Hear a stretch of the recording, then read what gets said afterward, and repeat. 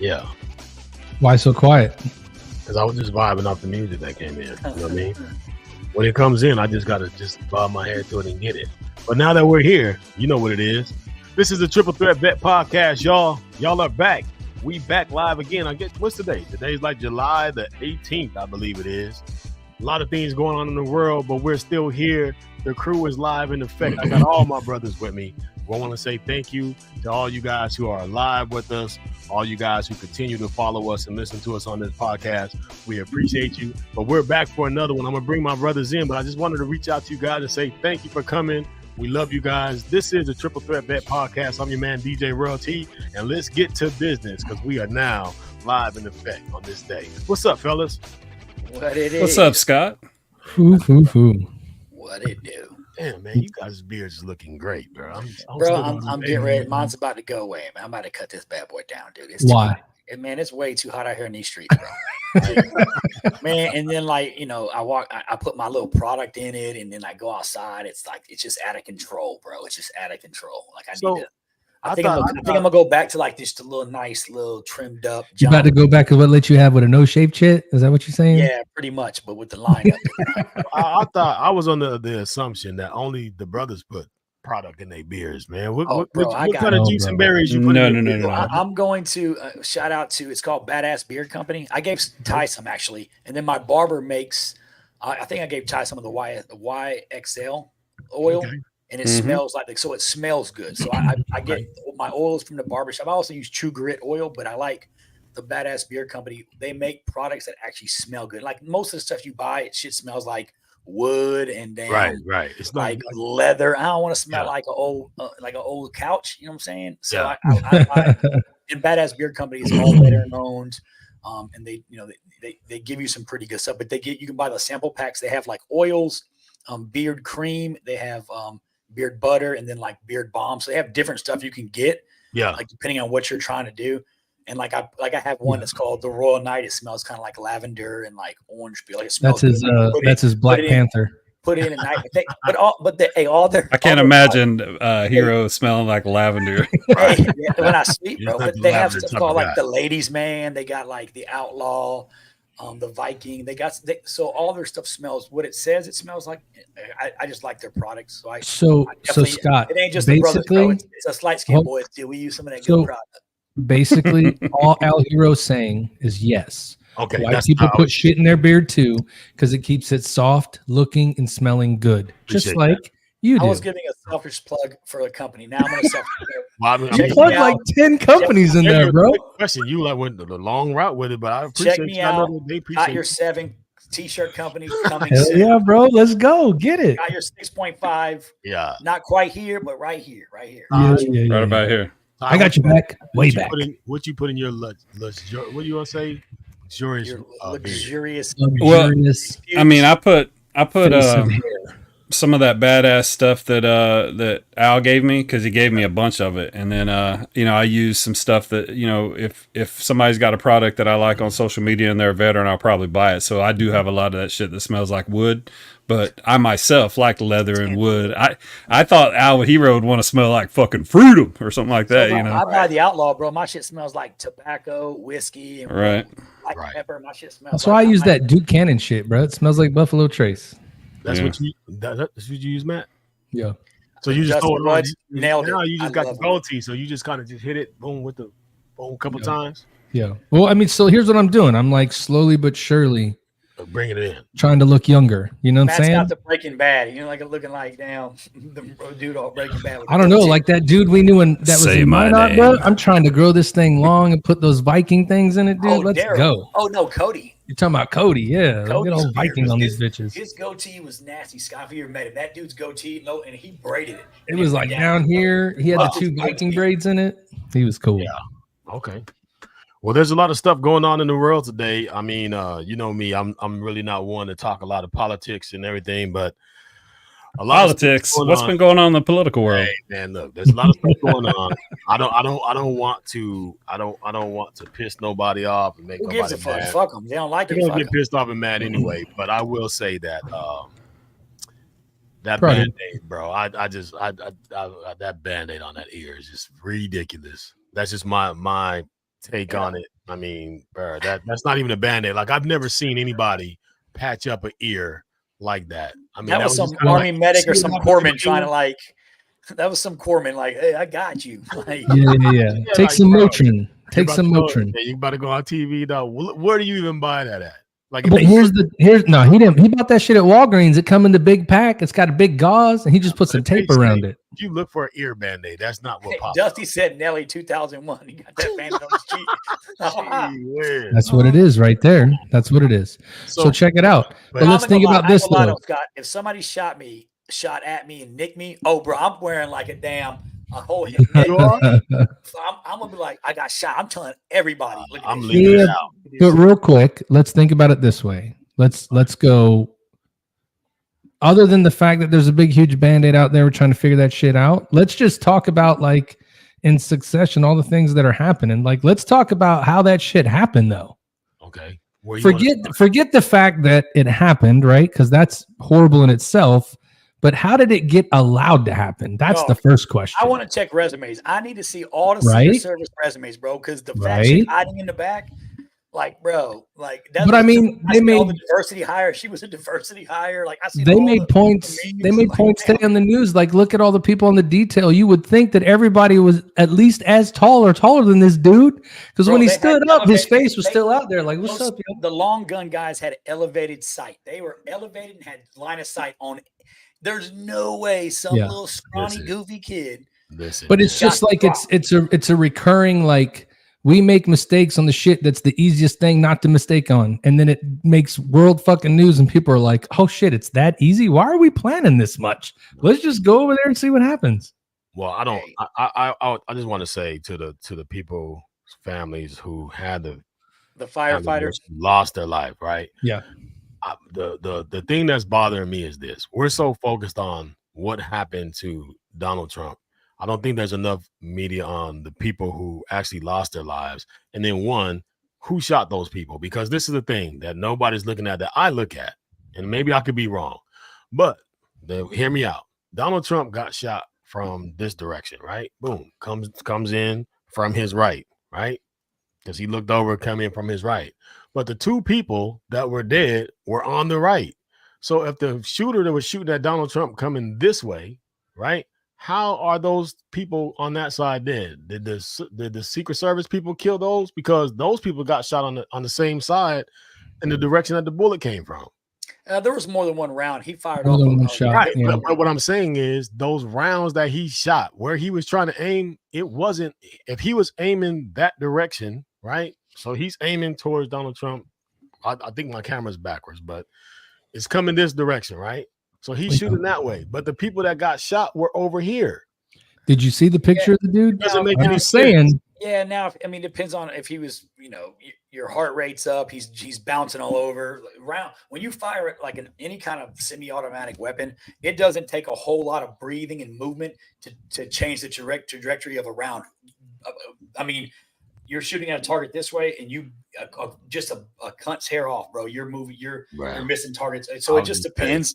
I do know that I'm more frustrated about like this dude's choice for vice president. Come on, bro. Well, the thing of it is everybody who's supporting him now, all of those people talk shit about him and called him the scum of the earth and everything else. And they, you know what I mean? But now all of a sudden things have changed, and now I'm promoting this person. And bro, it's all politics, guys. I mean, when you look at it on either side, man, it's crazy that we're having this conversation because it's bad on both sides. But I think that what the agenda was is let's make Trump look strong. You take a shot if that was a shot or whatever. I don't know, man.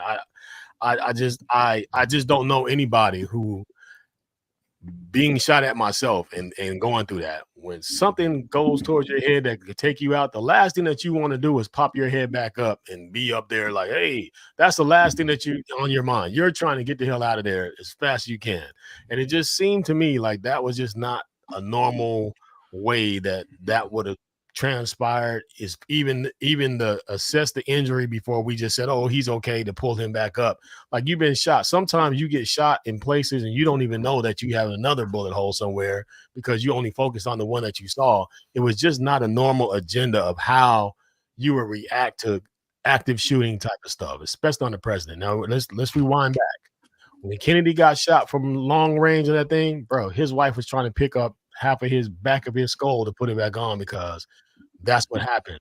For that caliber of bullet to go by and just barely nick your ear, I just to me, so one thing I would tell you is if you look, bro, I'm telling you, but just look, hold on, just look. He was looking straight at the camera like I'm looking at you right now. Yeah. Okay. So the moment he turns his head this way to look and it hits his ear, that thing would have got straight through his head if he was looking straight. So when he turns and then it hits, that thing could have already been fired by the time he turned his head or whatever. You just don't know. Yeah. But let's just be honest too.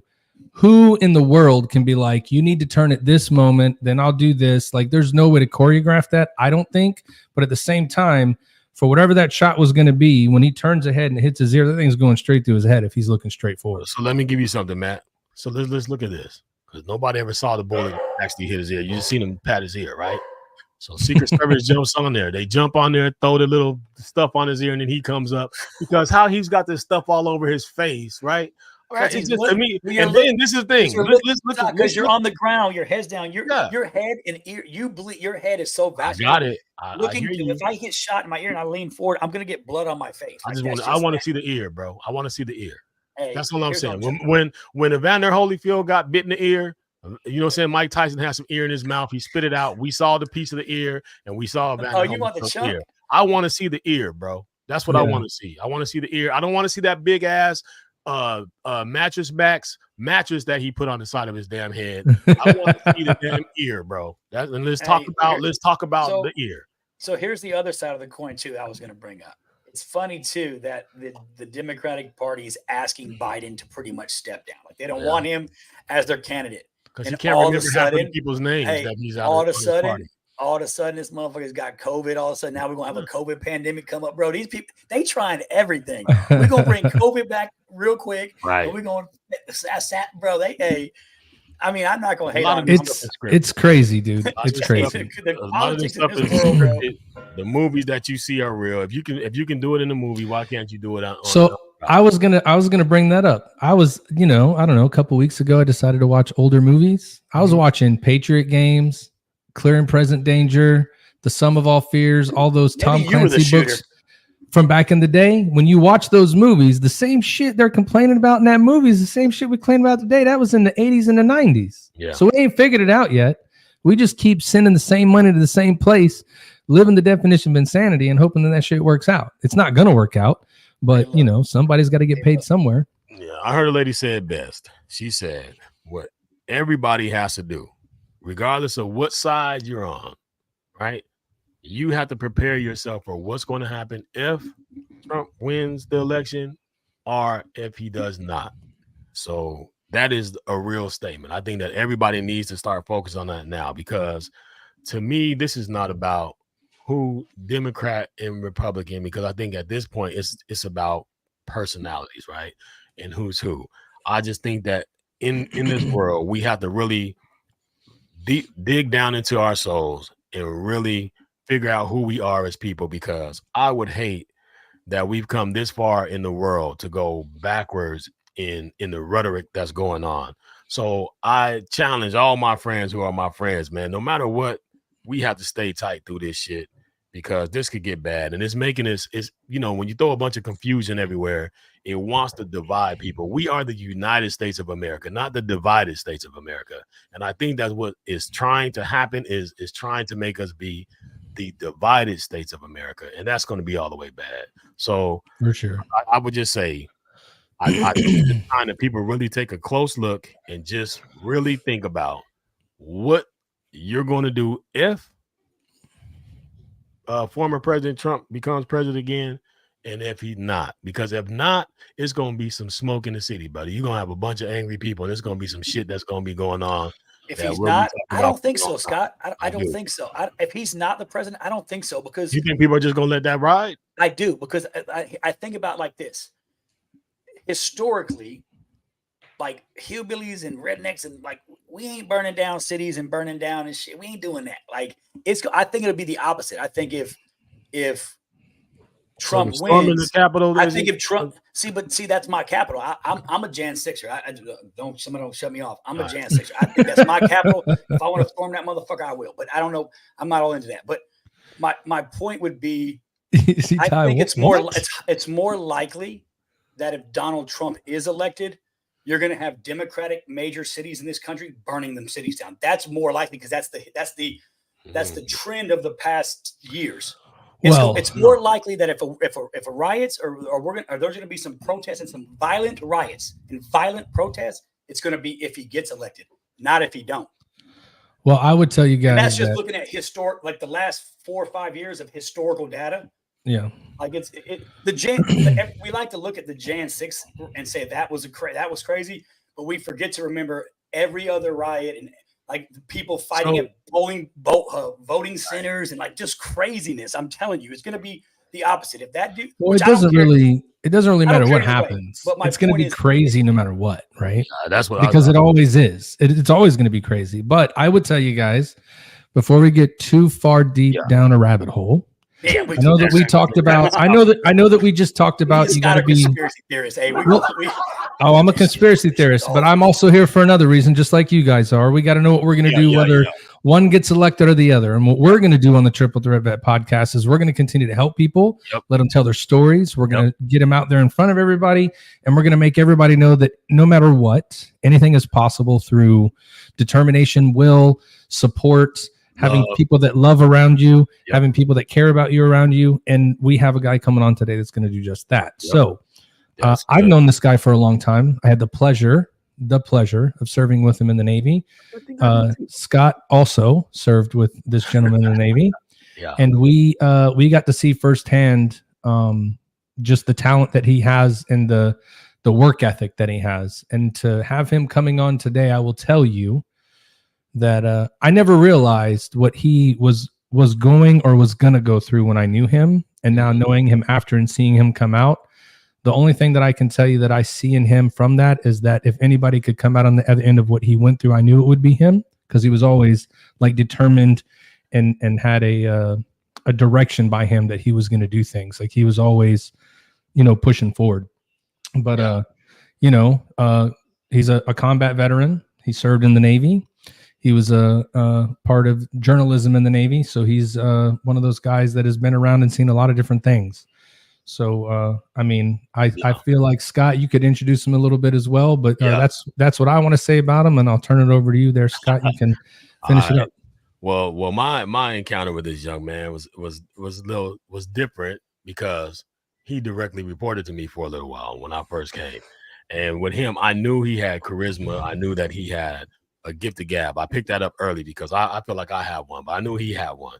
So there was a lot of times they'd be like, man, where is Fahey? I said, oh shit. So I go down the hall, look, and then he would come in. But boy, when I tell you, he would have his story sealed up and all leaks. You couldn't find a leak in it, and he had it all together. I couldn't put my hand on it, but I always tried to say, hey man, if you need anything, I'm here. I always tried to be that for him, because I never have been the type of person who want to see somebody get in trouble or go down the thing. But it's like the trust thing, you got to trying to pull it out of you, know what I mean? But good guy, you know what I mean? Good guy. I know that everybody has their things. One story I'll say real fast before he comes on is I remember one time we were in the office and he was telling me he was in I think he was doing a photo shoot or something with Young Jeezy and something else. And he's got all these pictures. I'm like, bro, what in the world are you doing in there? Like, you look like you can die in there, bro. Like, the only other person that looked like you that might been able to get in that party and survive would have been Eminem.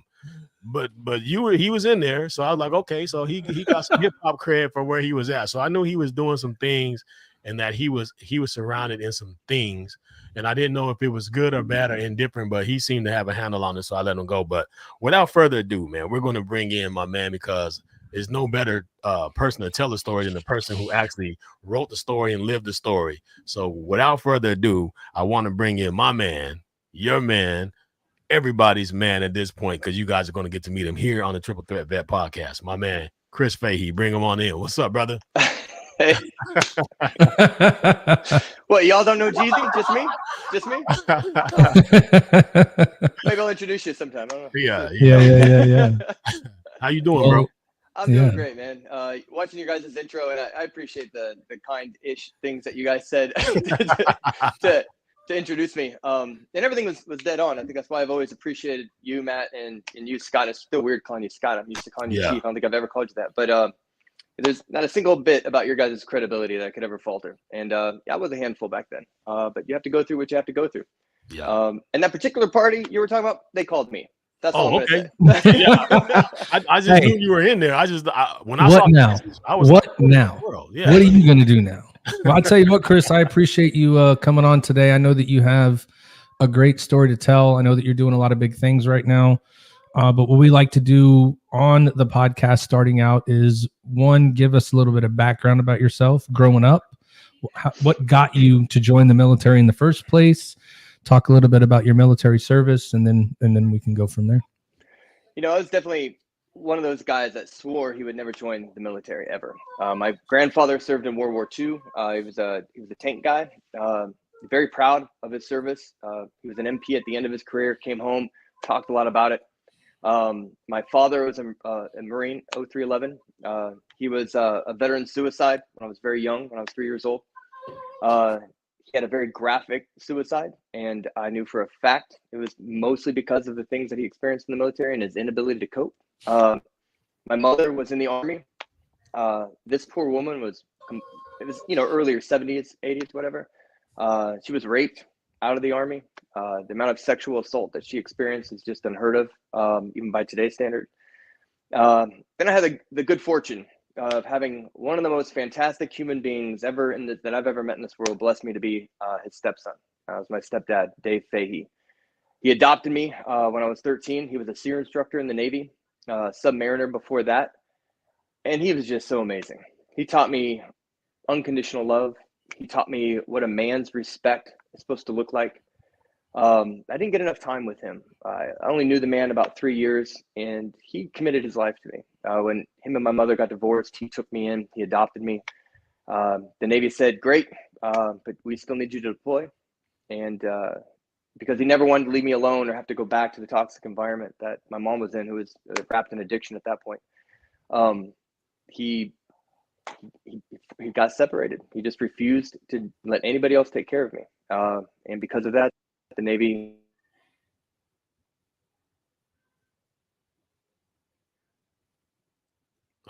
Bro, he's got hero internet, dog. Hopefully we'll get Chris back here in just a second. Yeah. You see, I was quiet. I'm just in my seat like, whoa, no, he's getting in there. You know what I mean? But yeah, he's gonna pop back. Maybe it's, sometimes you don't have your. It happened to me one time. I didn't have my iPad plugged up, but he's back. Oh, there he is. All right, he's back. All right, there you go, brother. All right, so we're gonna probably run into this issue that I didn't know about. When someone calls me, this is gonna block out. So what you do? Put your phone on Do Not Disturb. Okay. Yeah, just go on your thing and hit that Do Not Disturb button, and you'll be good. Because we know that phone's gonna ring like 800 freaking times, dude. Mm-hmm. Let me see. And what does that look like? You scroll down on the home screen, and there's like a little bell with a line through it. You hit that, makes it Do Not Disturb. You got an iPhone, right? Yeah. Yeah, it might say focus right now. I think it may say focus. Yeah. Got it. Okay. Tab there you go. So there we go. Good to go now. See, that's what happens, when you're busy and you got a lot of things going. People are going to call you. You're on the podcast, but we're here. My bad. All right, all good. Keep going. Let's try to get that energy back, right? So my stepfather, I didn't get enough time with him. I only spent 3 years with him. He got out of the Navy to keep me centered. I was in the U.S. dive program at the time. I was being scouted. I was ranked regionally. I was on my way to some type of junior Olympic program, and he just wanted the best for me. So he got out, and he ended up drowning in a part-time job doing urchin diving, some random accident. Wow. And when he drowned, and I found out what he sacrificed to just love me, a man that I only known 3 years, it did two things, man. Obviously, I felt grateful, but it also destroyed me. My understanding of my own identity just went haywire. I ran away around that time, and I ended up going back to live with my grandparents, who were far too old to handle an emotionally broken person, and I didn't make it easy for them either. And dropped out of high school, got into too many fights, got expelled, so I didn't drop out. I guess I got kicked out, and went back and got my GED, got my honors GED, because the Navy recruiter told me that he knew of my father and he wanted to help me. So he took me in the back. He was a chief, really good chief, probably the first best chief I'd ever met. Yeah. And he goes, we have stuff that we have to do for recruiting. Usually I would just tell you the jobs that I want you to have, because those are the positions we have to fill, and we go from there. But here are all of the job sheets back in the day, when they had the job sheets you read. And he goes, I want you to sit here as long as you need to, man. Just read through each one of these and you tell me which job you want, and I'm going to make sure you get it. And I spent hours just sifting through those. And I came across journalist. Back then it was a journalist. Nowadays it's mass communication specialist. And something hit me with that. There was a reverence to it, right? An honor to be that person who gets to tell other people's stories.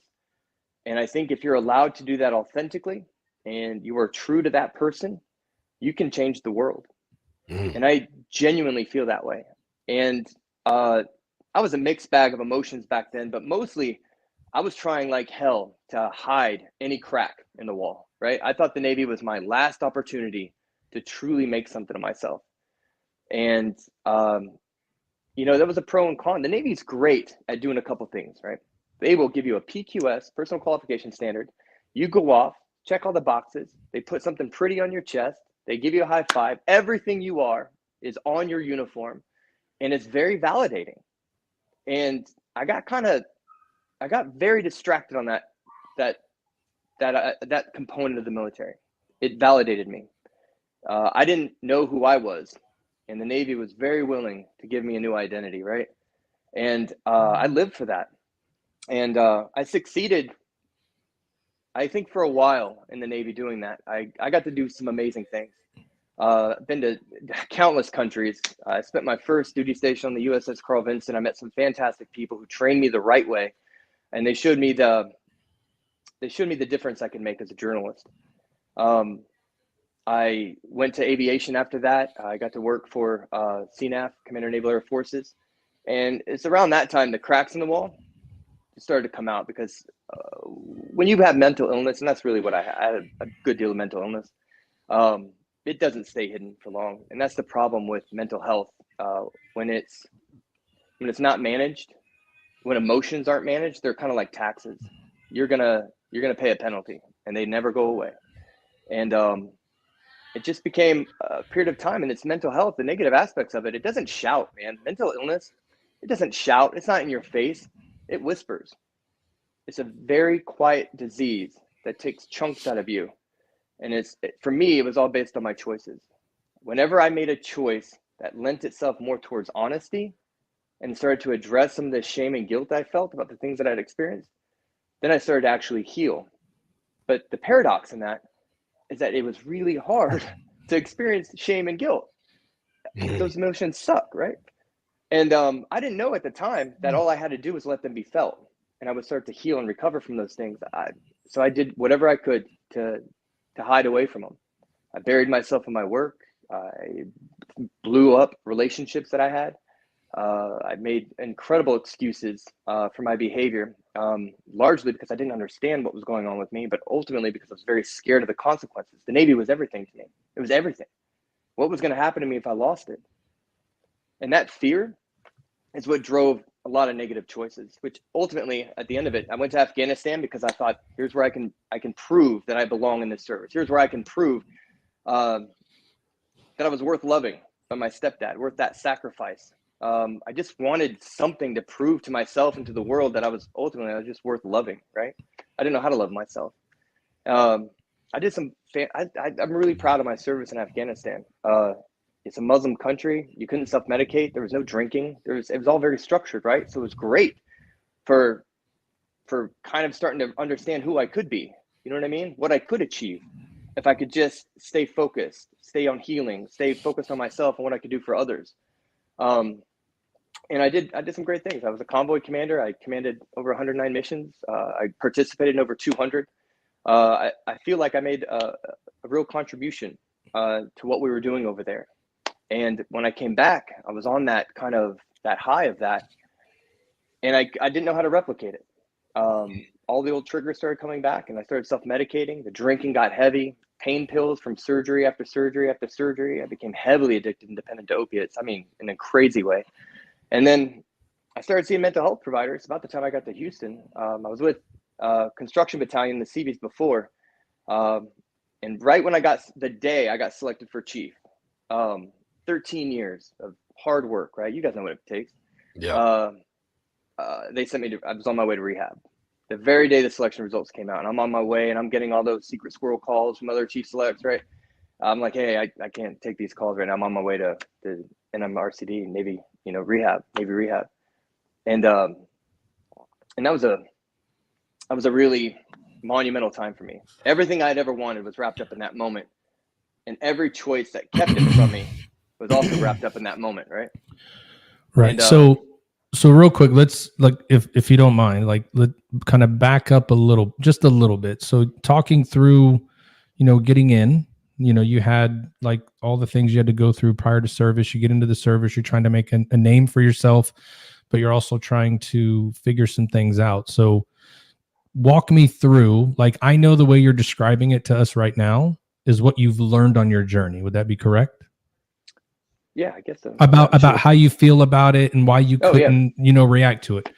But if you could help whoever's watching, what was going through your mind as you were trying to ascend that ladder in the Navy, as you were trying to go do all these things, right? Because at some point you figured out, once we get towards the end a little bit, of why it is that you did what you did.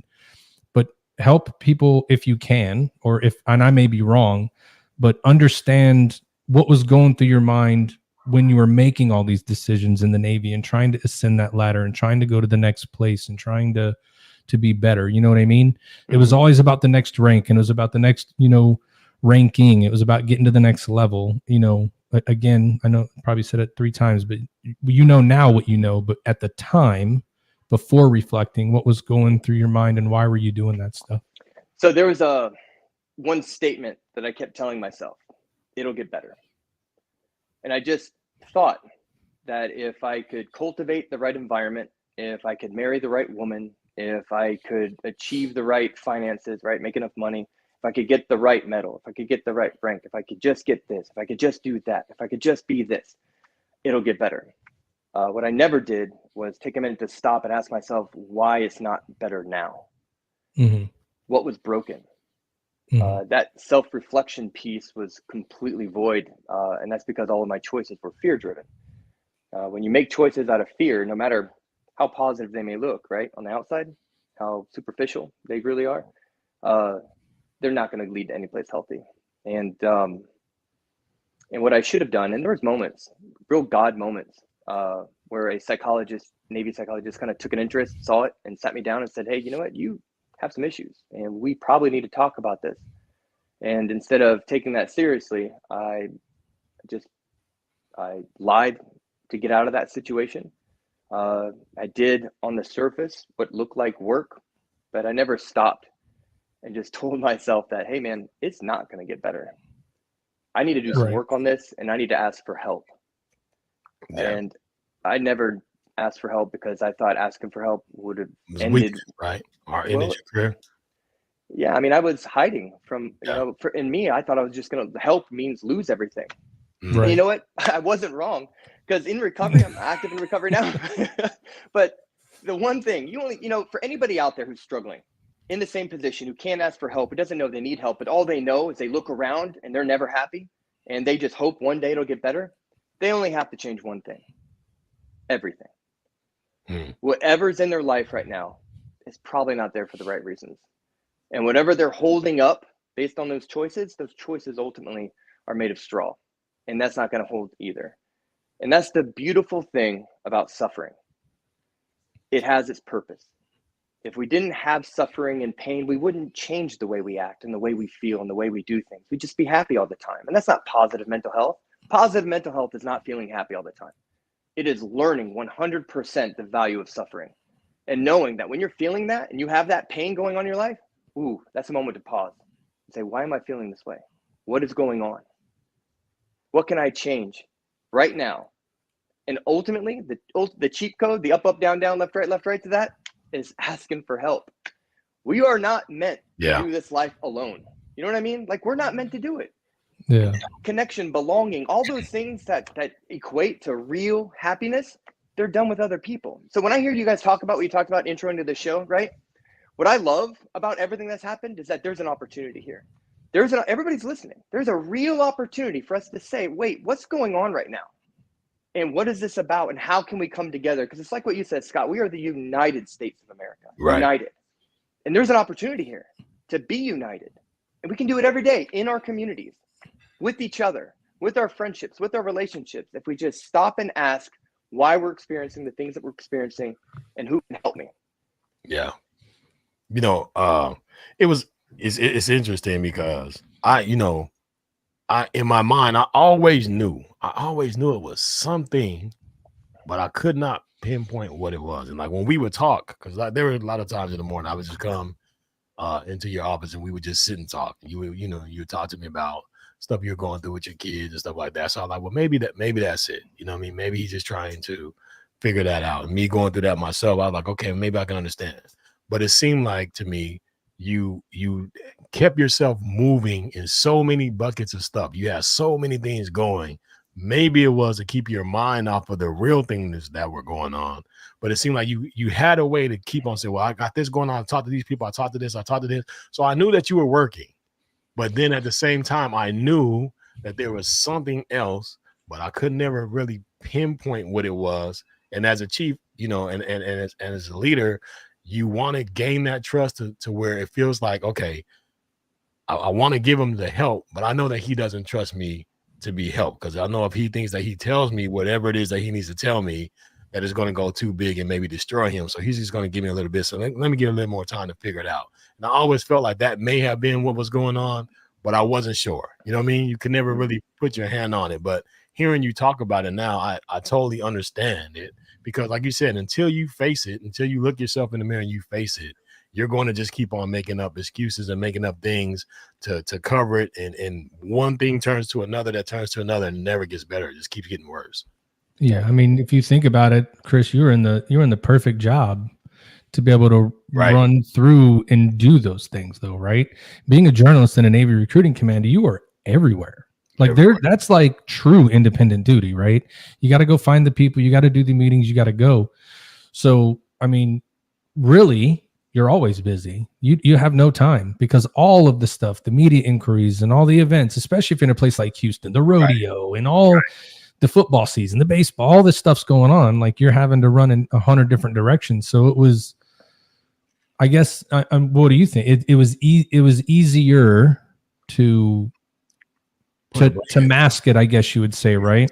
In that kind of arena.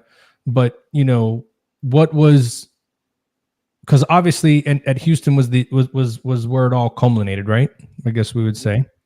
What was the turning point to make it get to the point where it was so bad that you had to go get the help at getting out? Like what was the turning point there? What was the firecracker that went off that ultimately made for the change? Well, what you're kind of talking about right now is going to lend itself to a bigger conversation on the difference between giving up and surrendering. And I didn't overcome. There was no moment like that. I just gave up trying to do anything. In 2018, I think I was up at Corpus Christi. I was on an incredible amount of medication. I mean, narcotic medication. Yeah. And I had a psychotic break that I never experienced before. The entire world looked mad to me, and that led to the events that would sooner or later have me asked to leave the Navy, if you will. And it was the suicide attempt for me. In 2018, I was maybe a little after that, 19. I can't remember exactly, but I was up in Austin, and I still had all these medications. I had been through everything. I went to Laurel Ridge, and I wasn't trying to get help. I was just trying to get what I wanted in order to feel good in the moment, because my life was going to shit. And for me, that was the opiate medication. That was the Adderall medication. That was any other legal narcotic I could put in my body. And when that failed, I would go for the illegal narcotics, whatever it took. And I remember I was sitting outside of the pizzeria in Austin, and I had all these medicines, these bottles I just filled, and I just took them all. Shit. I woke up in the ER. I had one of those heating blankets on me, those coiled blankets. I didn't try. I was very good, and I definitely went for it. And if the paramedics hadn't found me, I certainly wouldn't be here, and my kids would not have a dad. And I would love to tell you, and here's the sick part of addiction when you want to get into the really nasty parts of it. You would think that this would be an eye-awakening moment, right? You would think. Here I am in a coiled heating blanket in some random ER in Austin. I can't remember my name. I can't even tell you where the date. I said Obama was the president when they were asking me the questions. And the very first thing I did when they weren't looking was get out of there. And I called an old friend who was way deep into the drug scene, and we went out and got high that night. Damn. And so when I tell you, when I describe these events to you, that's giving up, right? There was no will to live. There was no will to help. There was no will to live. There was no will. And that's what giving up looks like. And that's why statistically, veterans have become very good at killing ourselves. There was a state survey done, I think this was 2022, but we're averaging a mortality rate of 96% when we attempt. And for every attempt that's successful, there's 20 attempts that aren't, to give you kind of the range of what we're looking at when it comes to veteran suicide. Trauma is an onion. It's not simple. Anything can be traumatic depending on where you're at and what's going on when you experience the trauma. Kinetic trauma is one thing. Childhood trauma is another thing. Ultimately, it is a massive disconnection with worthiness. Now, giving up and deciding that I didn't want to be a dad anymore, deciding that my children would be better off without me, deciding all of these choices that were very sick and twisted, it was because I had a deep-seated sense of unworthiness. I had no love for myself. I didn't know how to cultivate that, and I didn't understand where to even start, and asking for help in that department didn't seem like something that was realistic. So that's what my give up looked like. Now, when you talk about the hope shot to this, what got me moving in the wrong direction is exactly the result of that give up. I don't know in your lives if you've hit a rock bottom like the one I'm describing, but everybody at some point hits a rock bottom in their life. And it doesn't matter how severe it is, it's an opportunity. It's an opportunity to take a look around and decide if you want to keep living that way. Jails, institutions, and death are the three primary destinations for people with an addiction. It's also very common destinations for people with mental illness that's unrecognized and untreated. For PTSD, with all the different dynamics, it is very much the same thing. So how does that compare to a surrender? When I got to Camp Hope, let me backtrack a little bit. After all of that happened, I got out of the Navy finally, completely. I was diagnosed almost right off the bat. The VA gave me 90% disability, 70% maxed out on PTSD and some other things. And I thought, okay, I can live, right? I can function. Started a business, got moving and shaking, never treated anything, never dealt with anything. One day, I can't even tell you what was going on that day. I just felt everything drained from my body, and I had no connection to anything. I could not love my children. I didn't love my life. I just knew I didn't want to try to commit suicide again. So I sold everything, my house. I walked away from life completely, and I just was voluntarily homeless on the streets of the bottoms of Conroe. Get the hell out of town. I was 12th, 13th Street running trap houses. I'm telling you, man, it got ugly. And I finally got arrested. And that was a heaven. I like how you said that. I finally got arrested. Like, I was waiting the whole time. You don't understand. Like, when that officer put those handcuffs on me, I felt so relieved. I felt like finally I can stop. Like, I didn't have to try so hard to be so wrong.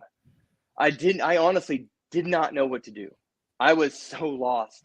I was just trying to die, but not deliberately. You know what I mean? I was just waiting for life to work itself out. And I went to the Montgomery County Jail on a misdemeanor charge and for possession. And I met this wonderful sergeant named Kim Anderson, who put me in the veterans pod. And I'm surrounded by all these veterans who are also in jail. And they're giving us mentors and classes and signing us up for VHA. It was probably one of the most healthy places I've ever been. And I got these dudes, cold-hearted criminals, right? Pulling me aside and being like, what are you doing, man? This is not your life. Like, we can tell. We do this. This is our job. This is what we do. You know what I mean? Like, we are professionals, and you're not going to make it. he goes, unless you're willing to go beat up that dude right now, take all of his stuff and do the same thing over and over for the rest of your life, and you like it, then this isn't for you. And my heart was never made that way, right? Yeah. And somebody there told me about Camp Hope.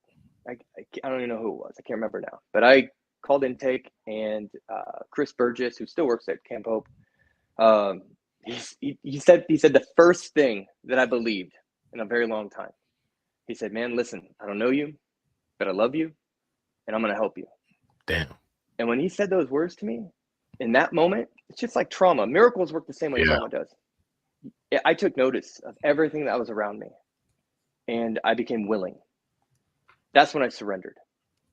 I stopped trying to do it myself. I stopped letting my ego drive my choices and thinking that I know what's best, right? My best thinking got me where I was, right? And I gave up, I surrendered. And I got to Camp Hope, and I stayed in, when we first get there, you go into black phase. Black phase is like 30 days of just disconnected from everything. No phone, no internet, no family. You can't go anywhere. And I had about 30 of the most tattooed, burly, bearded veterans, right, come up to me every day and tell me two things. They love me, and it's going to get better. I wasn't telling those things to myself as delusion, right? These men were doing it, and they were reassuring me that I could do it, and they were all just a little bit ahead of me, you know? Yeah. And I stopped talking, and I started listening. And it took a lot of work, man. Camp Hope is not an easy program. So real quick, just where we're at now, we're about to go into Camp Hope, which is a lot of what you're doing now. So I don't know, what do you think, Ty? Might be a good time to just take a quick break. Got to pay some bills real quick. And then we can come back in, Chris, and talk about Camp Hope. And I really want to get into, because I've been on the tour with you, like walking us through what it means to get there. And then what it means to go through I want you to give them the time they deserve to really describe what they do for veterans, so people can really understand what they're doing. But I don't know about you guys, but I think good time to take just a quick break. I just want to say, Chris, just to be honest, like, you're awesome, because when I got arrested, I did not think thank God it's going to be good. I said, thank God I'm probably going to lose my butthole virginity. Like, this is going to be bad. Like, I'm not built for this type of life. And I was like, I'm going to see these tattoo burly guys and have to be like, okay, only hand jobs today, fellas. Just want to throw that out there. Well, I was in the Navy. Whatever. Damn. All right, we'll take a break. You're live, man. We told you it was going to be good. I didn't know it was going to be this good. But we're here. This is the Triple Threat Bet Podcast. I'm your man, DJ Royalty. We have my man, Chris Fahey, joining us today, telling us about Camp Hope and a lot of good things about his life. So you guys, make sure that you stay with us. We'll be right back after we pay a couple of these bills real quick, and we'll be right back with you. So don't go nowhere. Get you some popcorn, get you something to drink. Call a friend, tell them to log in. If you haven't liked us and subscribed to our channel and did all that stuff, this is the time for you to do it now. But we'll be right back. This is the Triple Threat Bet Podcast, ladies and gentlemen. We out.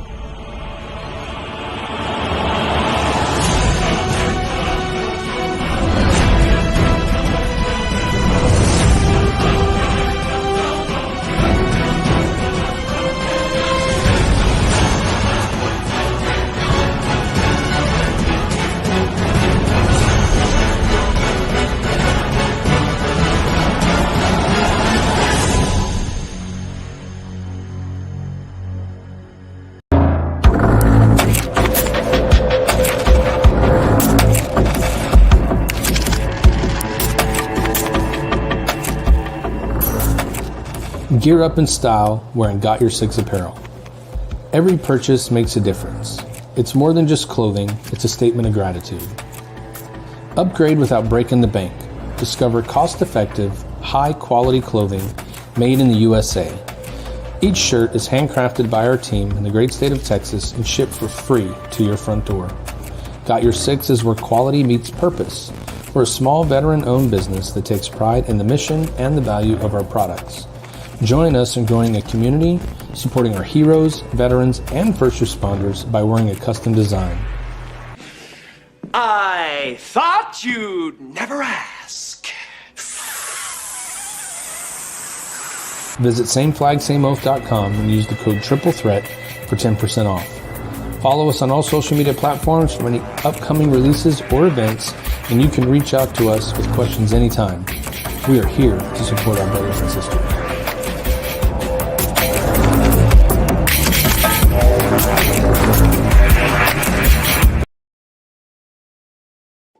You've served your country. Let us serve you. Buying a home can be a stressful process. At Veteran Mortgage Solutions, we have decades of experience qualifying your benefit income and making it part of your credit profile. We help veterans obtain mortgages at great rates with better terms. This is our dedication to America's warfighters.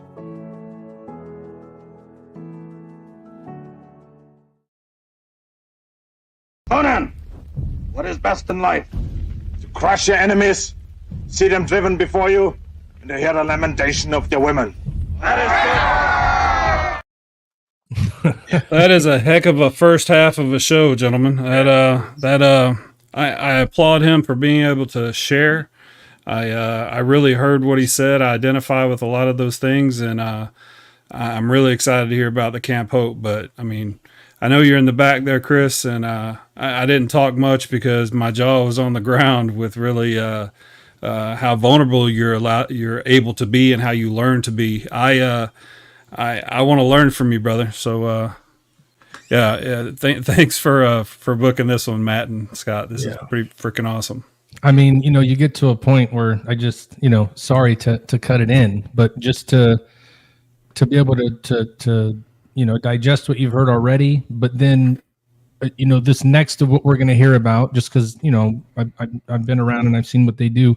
This is going to be the part where it shows you that no matter what you've gone through or what you've done, there are places out there and there are people out there that care about you, love you, and want to see you get better. And so I'm just excited for him to tell that story of it, to let people know what things that they can look forward to when they need that help. And it really is looking forward to something better. I think that's a key thing to say. Is a lot of times you're like, you think it'll get better. He said that a little bit too. Like, what, I got to do these things and it'll get better if these things happen. But you can look forward to better because there is better out there. So, right. What I really identify with what he said from the first half, it really resonated with me, was the fact that he felt like he had to prove himself. And I come from a blended family. So, my mother was married 3 times. I had my biological father and 2 stepfathers. So that feeling of having to prove yourself in order to get that love, that resonates a lot. And I think that's a lot what drove me in the military, is because I wanted that distinction of doing something on my own and I feel like it does lead, when you get very driven in that and self, it does lead to a lot of very isolating whispers that are like, no, go on the 7th deployment, and all the people that have deployed with me over those 7 deployments, a lot of them are in the comments sometimes. And a guy that comments tonight, Mike Daniels, deployed with me, and he's probably seen me, I think that was my 6th deployment. And he probably saw me at where I was a pretty wound tight guy, that if I didn't get out pretty soon and start to decompress, some bad things could have happened. So that's part of why I do this, why I wanted to start this podcast with the guys.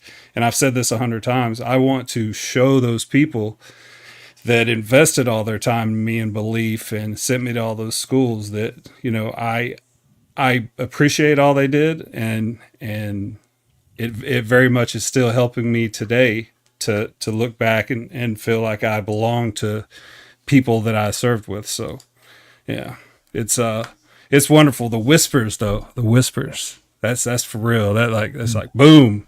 That's some serious stuff. So, I mean, let's bring your boy back if you're ready. I mean, I'm ready. Let's do it. He's not ready. Did I bring you back too early? Okay, I'm ready.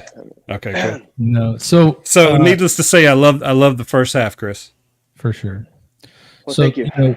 I wanted to stop it there because I know, sometimes you gotta regroup to go forward. You know what I mean? And just in the part of this one, again, like everybody said, thank you for sharing. I appreciate that as well. But two, you started to go into when I went to Camp Hope, right? So you get arrested, and you got pretty much connected with them. You made the phone call. Someone said they can help you, but really, like walking through, how much did it take you to actually go there? Right. I know that you heard someone on the phone, someone, said that they were going to help you. Like, was it an instant I'm going? Was there doubt in your mind? Like, kind of, if you can share, like walk through, like for everything that you've already done, it sounds like nothing ever really hit, right? Nothing ever gave you what you were looking for to kind of give you that. Was this the same thing in your mind, or was this something that you were like, no matter what, I'm just going to trust it? Well, God was really smart in the way that he managed me, because he made sure that I didn't have any more excuses. My life was stripped to nothing. And I needed that. And I'm so grateful that in the course, and you got to remind you, what led up to Camp Hope isn't just like 1 year, 15, it was a lifetime of running away from my feelings. That's what addiction was to me. That's what my mental illness, that's the foundation. Everything that I've been diagnosed with kind of sits on, is that I had disconnected myself from my emotions and disassociated for so long that it was almost impossible at first for me to connect with other people, connect with myself, and connect with something outside of myself that loved me, like God. So I had no hope. For me, that's the definition of hopelessness. I had nowhere. So I tried to do it all on my own, like I talked about. And after years and years, and the last 3 years leading up to that, completely losing everything, having it all stripped away. When I went to Camp Hope, I quite literally only owned the clothes on my back. And that was it. I had given up everything. And if I had one more thing, godly, one more earthly possession, I would have used that as the reason to not get treatment. No, I'll lose that. Even though I've lost everything else. No, I'll lose that, right? I had nothing else to lose. My life was hopeless. Everything had been taken from me. I rephrase that. I had given everything up. I'd lost any respect for myself. I lost any love for myself I've ever had it. And I didn't know what to do. So when Chris told me that he loved me and that they're going to help me, the first thought in my head was, okay, how much is this going to cost? Because I don't have any money, right? Yeah, right. You look at most places you're going to get help. If you don't have insurance, okay, $30,000, $60,000 for 30, 45 days, right? Camp Hope's completely free to the veteran and to the veteran's family. All you have to do is provide a DD-214 and have a PTSD diagnosis. They scrub it. As long as you got combat time in there and diagnosable PTSD, that's the niche that we're dedicated to helping, because that's where we can help, then you're in. Clothing, food, lodging, mental health care, helping me get to my court dates, standing freaking next to me. So, and that's the biggest thing. I didn't trust that they were going to do anything they said they were going to do. I'm like, okay, but you'll give me a free place to live for a minute. So I'll collect some checks, figure my shit out, right? And we'll see what's going on. It was much more than that. When I stepped foot onto the Camp Hope grounds, I weighed maybe 150, 145 pounds. I'm 6 foot, 6'1". So if you can imagine, completely desiccated, right? And you wouldn't have made it to jail, bro. Not with that weight.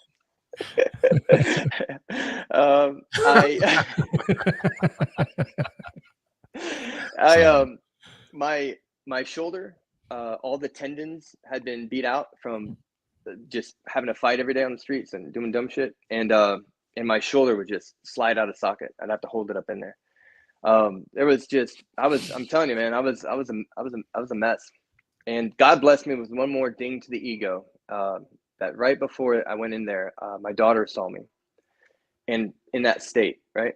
Wow. And she goes, "Dad, why do you look the way you do?" And I said, "Oh no, baby, I just need to eat fruit and vegetables, you know." She went around the house and she gathered up all the fruit she could find. She put it in front of me. She goes, "I need you to eat these right now." Damn, bro. And the look she had, my daughter, right? Literally, like right? You just me up right there, bro. I'm telling you, man, if you know, you know, bro. And that moment hurt me more than anything in the world. And guys, this is really important. Everyone out in this world, anybody in addiction, anybody looking for some form of recovery, all they're out there doing is pain shopping. They're looking for the right prescription of pain that hits that right part that tells them, this is it. I'm going to choose another way to live. And for me, it was that. Now, there was a lot of things that could have discouraged me through the point of it, but Camp Hope lived up to its word. I was being told, when I walked in there, feeling everybody tell me that they love me, even though I was not necessarily believing it, each day it was doing something to me that I didn't know. I had been in a permanent state of fight or flight for a very long time. Because of that, my brain had stopped naturally producing things like dopamine and oxytocin and vasopressin, which are these really important chemicals for you to experience things like happiness, love, and that vasopressin is a big one. That's connection. That's trust. So every time someone told me they love me, what I didn't realize was it was helping move that needle back away from the fight or flight and into a place of the opposite side of the brain where I could access those emotions. Because when you're in fight or flight, it's adrenaline and cortisol. That is basically it. You can't biologically access those chemicals needed for those emotions. Your limbic center, not going to have it. They're ready to make sure you can get out of whatever situation you're out of, right? So the more time somebody told me they love me, I got 1 degree closer, 1 degree closer, 1 degree closer. And all of a sudden, I started to feel something that I had never felt before. I felt willing. Willingness is the number one most important thing I experienced to allow this program to work. And Camp Hope took me there the right way. They didn't force it down. They didn't tell me, hey, we're going to get you out of trouble. They said, bro, we don't know what's going to happen. You might go to jail again tomorrow. I have no idea, but we love you and we're going to be here for you. Yeah. So also with Camp Hope, Chris, if you could just to add on, I'm not trying to take away from what you're talking about, but isn't it there where when you get there, I remember when going through the tour, they tell you you're free to come in and you're free to leave whenever you want. We're not going to hold you. We're not going to keep you. We're going to help you, but you have to be willing to go do this thing. Right. I mean, that's the way it goes. Is it's not a rehab clinic. You're not there until the insurance money runs out and then they don't care. Like they're like free, come, go, whatever. They're not going to keep you from leaving, but they're also not going to keep you from coming in, basically, right? Yeah, there's no locked doors. There's no high walls. There's no guards on the walls. Some people are quartered there. Some people aren't. Some people come from a wealthy background. Some people don't. Some people are homeless, literally just detox for the first 30 days after 50 plus years of self-medicating, right? And they told me that something that stuck with me. They said, listen, man, do what you want, but I promise you, you need Camp Hope more than we need you. And I was like, I was so used, right? Like, that's real though. That's real talk. For sure. We need that real talk, man. Look at what you all do to each other. Imagine, and that's the value of a peer-to-peer led facility, right? It's a bunch of other combat veterans who have been exactly where I was, exactly where you are if you're in the situation, who went through the program. They all graduated. They know. They're on the other side, and they're going to hold you accountable. They're going to make sure you're honest to yourself and others. They're going to make sure you're coming in there correct, and they're going to hold you accountable to the values that we're all trying to live up to. And that's what got me through black phase. Now, once you get into red phase, remind you, this is a 6 to 7 month program on average, but you're there on God's time. One guy just graduated 18 months, right? I mean, that's what's needed, that time there. You go through something called the Combat Trauma and Healing Manual. And as I'm walking through that campus, 5.5 acres, I'm going to the MWR building and the inventory building, and they're giving me clothes for the first time. I had no identity. I didn't dress myself because I wanted you to respond to me or because I had any worth. I just had rags on my body. This is the first time in over a year that I picked out my own shirt and I wore it because I liked it, that I got my own clothes, that I got my own pants. I walked out of that building with some sense of an identity again. And when you think about Maslow's hierarchy of needs, when you want to get to the emotional stuff, you've got to have the safety, the security, the food, and the water. And that's why it's so important about what Camp Hope does. They provide all of that. You don't have to do anything. You just have to stay there and soak it up. The program is led by other mentors, led by combat veterans. They teach you emotional regulation. They teach you all about PTSD and the track. We talk about addiction. There's 12-step programs in there. For me, after going through multiple rehabs, a handful of different psychiatric clinics, right? It was everything I needed in one facility at no cost to me. And before I knew it, I was starting to see a version of myself that I had never known before. And it was a person who understood honesty and was able to speak it. So Chris, I got a question for you real quick, just so I can pull myself in to fully understand. So I know earlier you talked about you had got selected for chief, right? But you never did go through the season and put the khakis on, right? No, when I was in SARP, when I was you were in treatment, So I understand that. So you never did get a chance to don those khakis. Now the other question I had is, how long were you on the street? Like how time frame? Like how long were you out there just roaming the streets? Just over a year, I think. Damn, a whole year, just nowhere to go, fending for yourself. And that was here in Houston.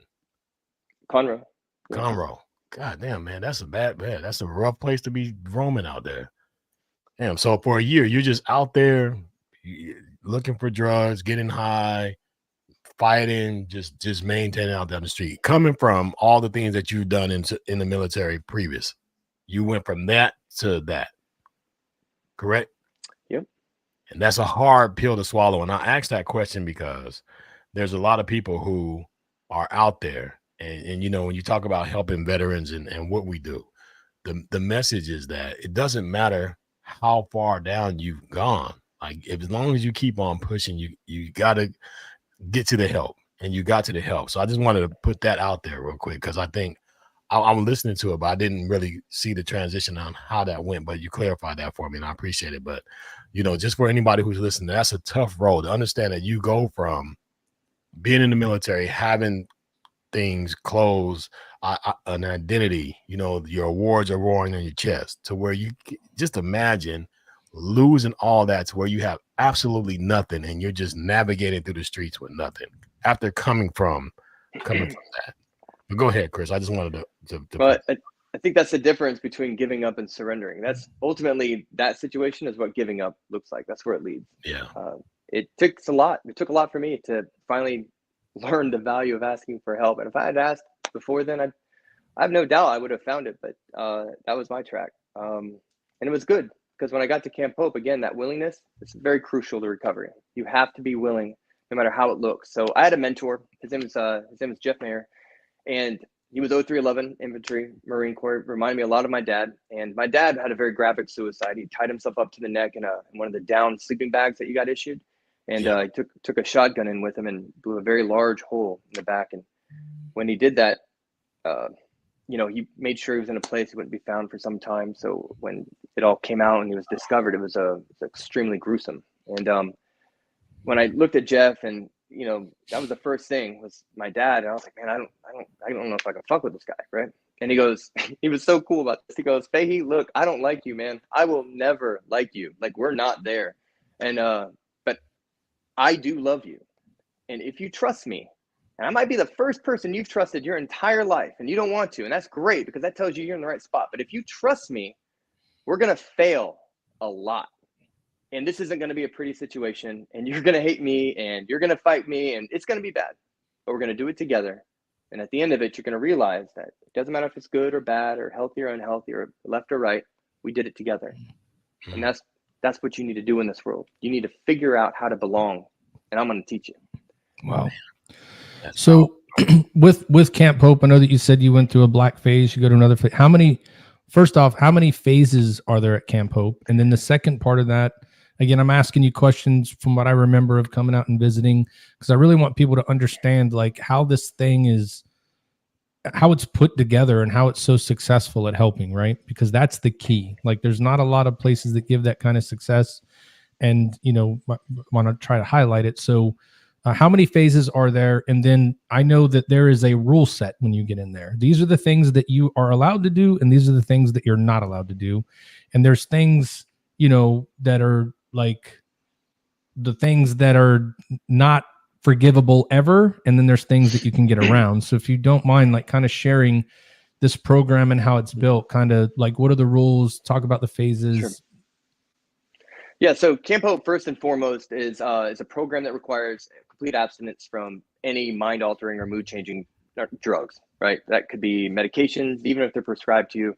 You can't come into Camp Hope on any of those. You have to detox from them before you get there. We have partners that help us with that. There's obviously no drinking. It's an abstinent program, and it has to be that way. We need you to get in touch with your feelings and start dealing with them. And you can't do that when you're on a narcotic that's making you feel happy for no fucking reason, right? Like, we need this stuff to be organic. So that's rule one. That gets you in the door. It's broke down into black, red, yellow, and green. Black and red are pretty much the meat and potatoes. Black is when you get a complete disconnect from the rest of the world, and you start to realize that this is going to get real. You get your first brush with the veterans that are there, the program, your mentor, and then you get placed into one of the bays. We have Alpha, Bravo, Charlie, and Delta. Each one fits about 14 people. We have 80 combat veterans there at any given time, 120 when you count the staff and things. All your needs are met, so that's out the door. So basically, for me, it meant all my excuses were taken away, right? There is a program style. It's based, like I said, on the Combat Trauma and Healing Manual. But any given day, you're looking at about 8 hours of treatment with warrior groups, recovery groups, peer-to-peer mentorship, mental health treatment, and your VA psychiatrist if you need that. Now, the warrior groups are extremely important. There's two things that were super valuable to me while I was there: the warrior groups and conflicts. Conflicts literally taught me how to deal with conflict again, because I didn't know how to do it. The first thing they teach you is, does it need to be said? Does it need to be said by you? And does it need to be said now? And if all those things are right, then okay, now you go to a safe person. In your bay, you got a group, like a fire team, right? You got two or three people that are safe people. You say, hey, this motherfucker did this, and I don't feel, and they're like, all right, this is all about you, and we're not dealing with this. You need to calm down, go take a walk, right? Or they'll say, you know what, that's valid. Maybe that's something we need to take to them. So you grab your safe person, they grab their safe person, and you guys talk about it as men right outside in the front.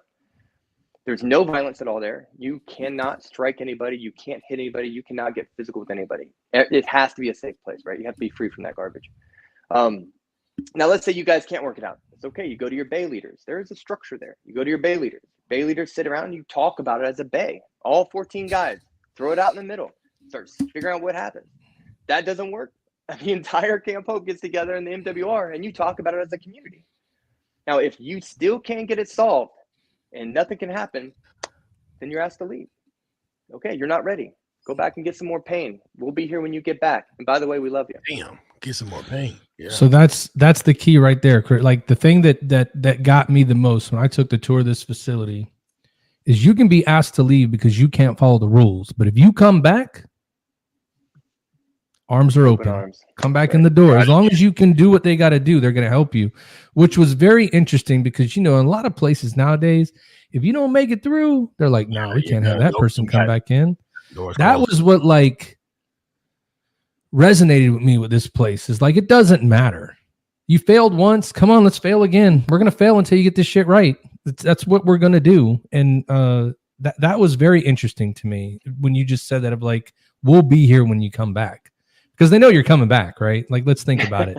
Once you get back out there and you see all this crazy shit you're doing again, I guarantee you for the little bit of time you've been at Camp Hope, you're going to look back and go, man, that place was fucking great. I need to go back there, right? Because, you know, none of these people are like those people. You know what I mean? So I'm sure people do come back because when they leave, they're like, I can't be anywhere, but these people aren't going to help me. I get the help there, you know? And maybe they come back with that renewed attitude of like, whatever it takes, I'll do it. And I'm going to be here for, you know, the right reasons, right? Maybe even though I made it through these things, I was here for the wrong. I don't know if that measures up, but it sounds like part of what the program is. They know there's going to be a you know, leave and go and all that stuff. Well, that's part of how recovery works. You've got to look at statistics on this to really understand the problem. Mortality rates are high. 29% of all OIF veterans have PTSD. That's about a third, right? That's a lot.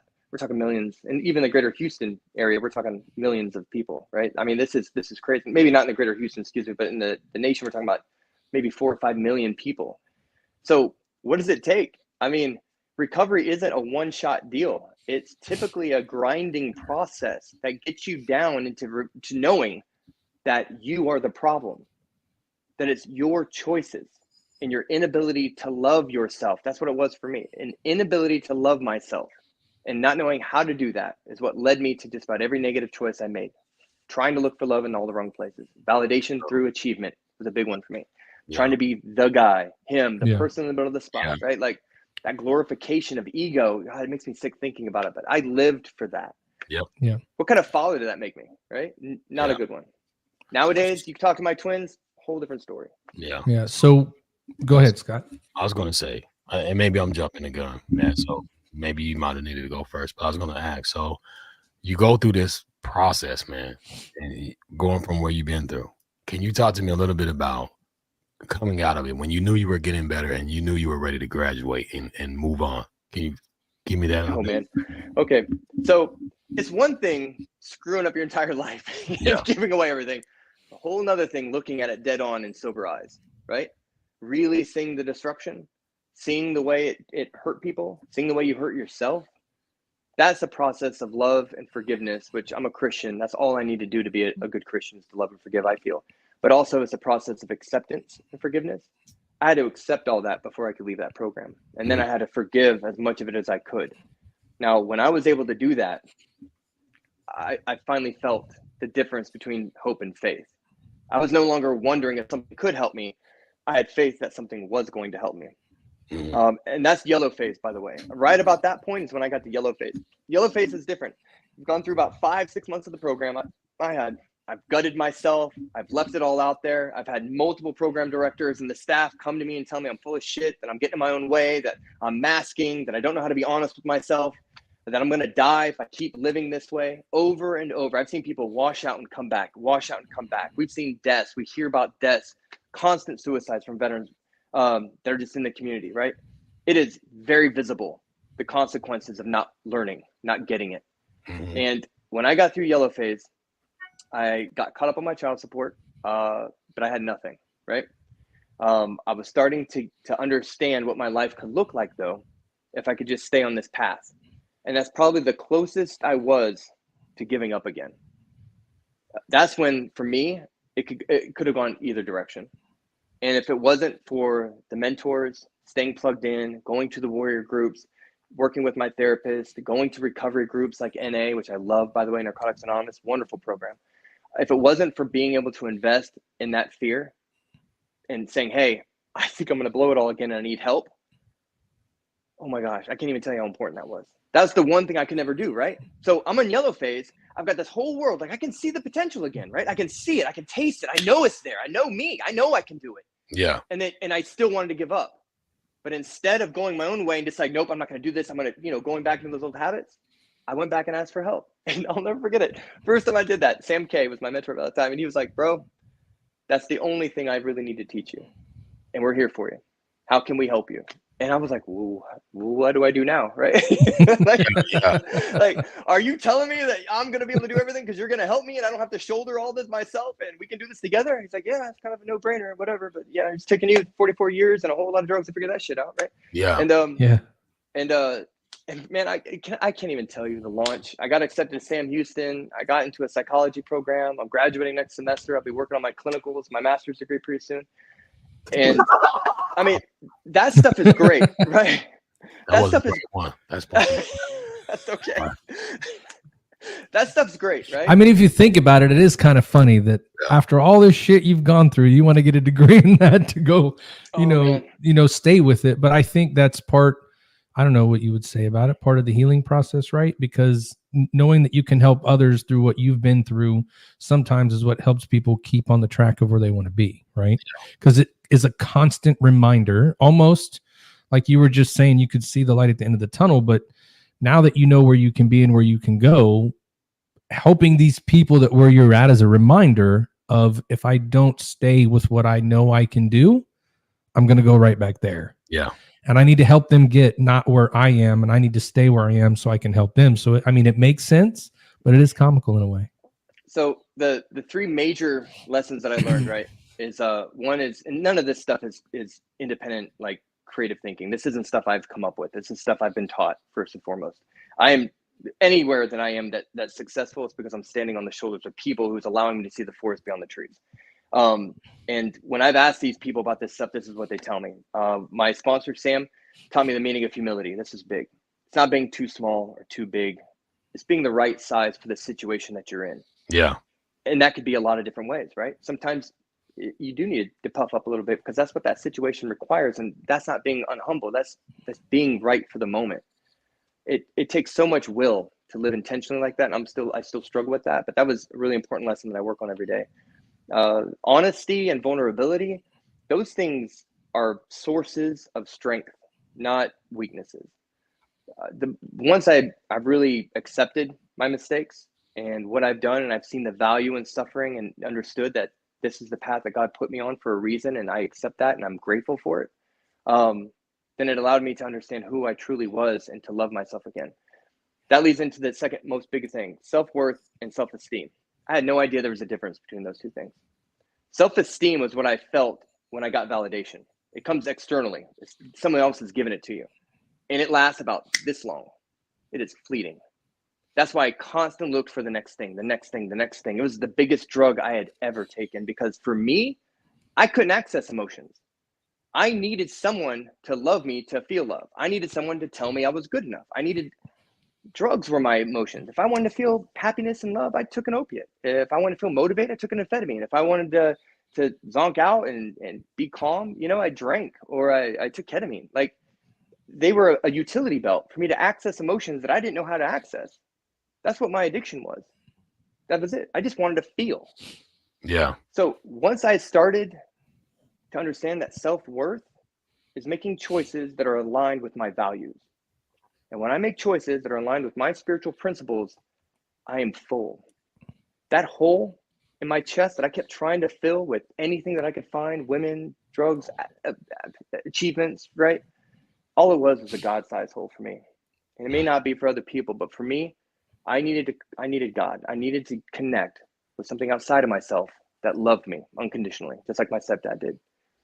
And all that death and loss that I experienced that I was trying to cover up, all it was a surrender, a belief, and making choices in line with those values. And once I understood that was the source of self-worth, then I can make really healthy choices for myself. And the last thing was what I talked about, is asking for help. There is rarely a single day that goes by where I'm not calling somebody to ask for their experience, to ask for their strength or their hope, for them to inspire me so I can keep doing what I need to do to hopefully connect and inspire others. Because this life I live today, it is so beautiful. And it's not beautiful because it's easy or because I'm happy all the time. It's beautiful because I understand that it's not going to be, and it's going to be okay, because I can ask for help and I'm loved. I love myself. And it's not easy or simple. It's just not easy. God damn, bro. You say the stuff that I be saying all the time and you live in it. That shit's amazing, man. And I would tell you not to steal your shine. I'm so grateful, man, that you were able to get on and articulate the way that you're able to articulate, because looking at you now, you would never know from looking at you now what you've been through. And the reality is you are not, well, you are, because you are what you've been through, but you are what you've overcome, and you are what you are today because you never stopped fighting and you never gave up completely. And for that, man, I admire you, bro. It's one of those things I feel guilty a little bit as a chief, because there's this in leadership, there's this line is where you like someone and you want to help them, and because you want to help them or you don't want to tarnish their stuff, you try to save them. But sometimes what we wear on our chest and our uniforms and what we don't have the power to hold that, right? So for me, being your chief at some point, I feel a level of guilt because I knew that there was something, but I didn't know how exactly to reach it. And I could have been more foregoing in my strategy to try to find it. But my fear was what it would look like for you. And me coming up in the military, going through the things I did and almost losing my military career for mistakes and stuff that I made, I didn't want to have that. You know what I mean? I didn't want to have that. But I wish that I had the ability to fix it when I had you there, to where you didn't ever have to go through that. But selfishly a little bit, I believe that the help that I was going to give you wouldn't have got you what you needed to get. You got the help that you needed because what you were going through was a lot bigger than what I saw. And you had to go on that journey that you went through yourself. And God has a crazy way of fixing things and doing things. Sometimes some people can get a thunk on the nose and they can get fixed. Some people have to be drugged through some things, right, to fix them. And I'm one of those people who had to get drugged through some life things to get to where I had to get. But you overcome it, my brother, and you are strong. You're a beautiful person. I love you, man. I love the fact that you never gave up.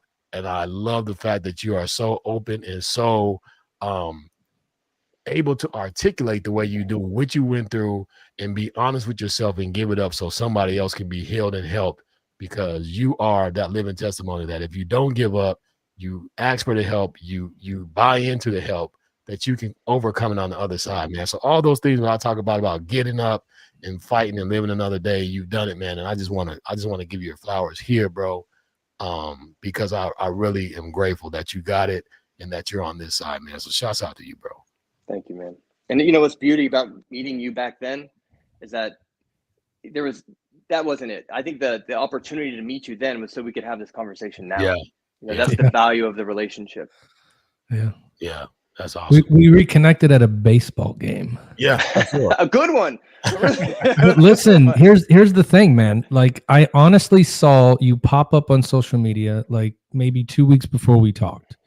And all these things you were doing with Camp Hope and you were running through and all that stuff. And same as Scott, like there's things there and, you know, but I didn't realize. So then I just reached out to you and I was like, hey man, like, what are you doing? Cause I just saw that you just become like the outreach person for, the PTSD Foundation of America. So I was like, hey, we got this thing going on. You want to come? And you were like, yeah. And then boom, it puts us all in the same room. And then we get to learn about what had happened. And it's like, holy shit, dude. Like, that's crazy. Yeah. It's crazy. But I would be remiss. We do have a question in here that I don't know if I know the answer to, because I don't remember seeing it while I was there, but we do have one of our listeners asked, is there a male to female ratio there? How do they link that out? Like, do they intake all, like, what does that look like? Unfortunately, Camp Hope doesn't service females right now. Military sexual trauma is pretty much predominantly what female veterans are dealing with, and Camp Hope has not been situated to address those needs because they're very specific and they're not. You don't approach it the same way. Some of it's the same, but not really, not what they need. Now we partner with some great organizations. Grace After Fire is the primary one, who are becoming more and more set up, because I'll be honest with the female veterans who are listening, there's not a lot out there for you right now to help you. And we recognize that, and it's not fair. And we are working to address that. It's just a very, very difficult thing to do. Now I do have community partners, people who are out there living their best lives, doing the right things, and they found their avenues of hope. So if anybody's listening, you can email me at chris.fahey@PTSD-USA. That's chris.fahey, Fahey, @PTSD-USA, or call me, 832-989-3616, 832-989-3616. And we will get you connected with somebody who can listen to you and help you, because you are very valuable and you're super important, and we love you and we want you to be better. Yeah, for sure. Yeah. Well, I mean, like, Jesus, dude, like it's been hot in here the whole time, but you still can't get out of here scot-free. That's a good this is pun, right? Seat, right? You can't get out of here scot-free. Like, that's the pun right there, right? You still have to there's levels. Yeah, we got to go to that next level, man. Oh man, there's a graphic and everything. Look at that. Oh, dude. we do it all here. We try to make it what the people want, you know? Trying to make what the people want. He's got the hat. Oh man. Right, look, I'm gonna do you a favor. If this goes well, I'm gonna call Jeezy. I'm gonna let him know about you. When it goes in, when he needs the hat, you know where it's at. All right. Well, if your seat isn't warm already or hot already, it's about to heat up a little bit. This is DJ Royalty, aka Chief Blake, aka Brother Blake, aka Blake being Blake, aka the man with the hot seat hat. I'm here with my man Chris Fahey, and we're gonna go ahead and get into it, my brother. I'm gonna ask you a series of questions, about 10 questions. Only caveat is that you just be honest in your answers, and you can go as deep to it as you want, or shallow as you want. But I'm gonna ask you some questions, man, and trying to get the people to know you a little bit, and we're gonna go with it. You ready? Yep, ready. All right, let's do it. All right, Chris. What is the most important change you made to jumpstart your new lifestyle? My relationship with God. I believed in him, but I never had a relationship. I pray with intention now, and I am honest, as honest as I possibly can be. Gotcha. Okay. So when you look in the mirror today, describe what you see. I see. It's still a work in progress, man. I see my past. When I go to bed at night, I do an inventory. This is what's taught to me by the NA program. I go through that day and I look at where I succeeded and where I failed, and I make an intentional decision to forgive myself and to reward myself. That's what self-care looks like to me. So I see a person who is capable, who is confident and loves himself, and is one choice away from repeating old behaviors, and that's not acceptable. My man. Okay. So beyond food and drink, right? In life now, what fuels you? What fuels you now? Ooh, so much. Again, I reach back to my faith, my spiritual principles. That's one thing. The relationship I have with my kids and I are best friends. We talk about everything. I've been honest with them about everything. Everything I told you, I've talked to them about. So when they ask me questions, these aren't punk questions. You know what I mean? Yeah. They ask me real stuff and I answer them honestly and real. And when they look at me, man, the love that I have with them, gosh, it fills me. But other than that, it's helping others. In recovery, we have a saying, you keep what you have by giving it away. I want to give as much of it away to anybody that I can. And I want Camp Hope to exist far past me, because, man, if it existed back when my dad was going through his issues, I'd probably still have a father right now. There you go. My man. Okay. So, sometimes you turn up the fire, but when it starts bubbling over, sometimes you turn it down. But we're going to turn it just a little bit down. Chris, because I know that you've been on the hip hop scene for a little bit, in the surroundings. I don't know how deep. I need to know, what are your top 5 MCs of all time? Of all time? Yep. God. Your top 5, man. Give me your top 5, brother. Like battle rapper? Any kind of rapping. Any top 5 MCs. If you're going to say, hey, man, these are my top 5 rappers or MCs that are out, this is mine. Pass. I can't do it. You gotta give it to me. Give me 5, Knowledge. Everybody knows the classic ones. You know what I mean? Like everybody knows Kendrick Lamar. Everybody knows everybody that I would probably give them to me. Kendrick Lamar, I heard. I don't even know if I like him right now.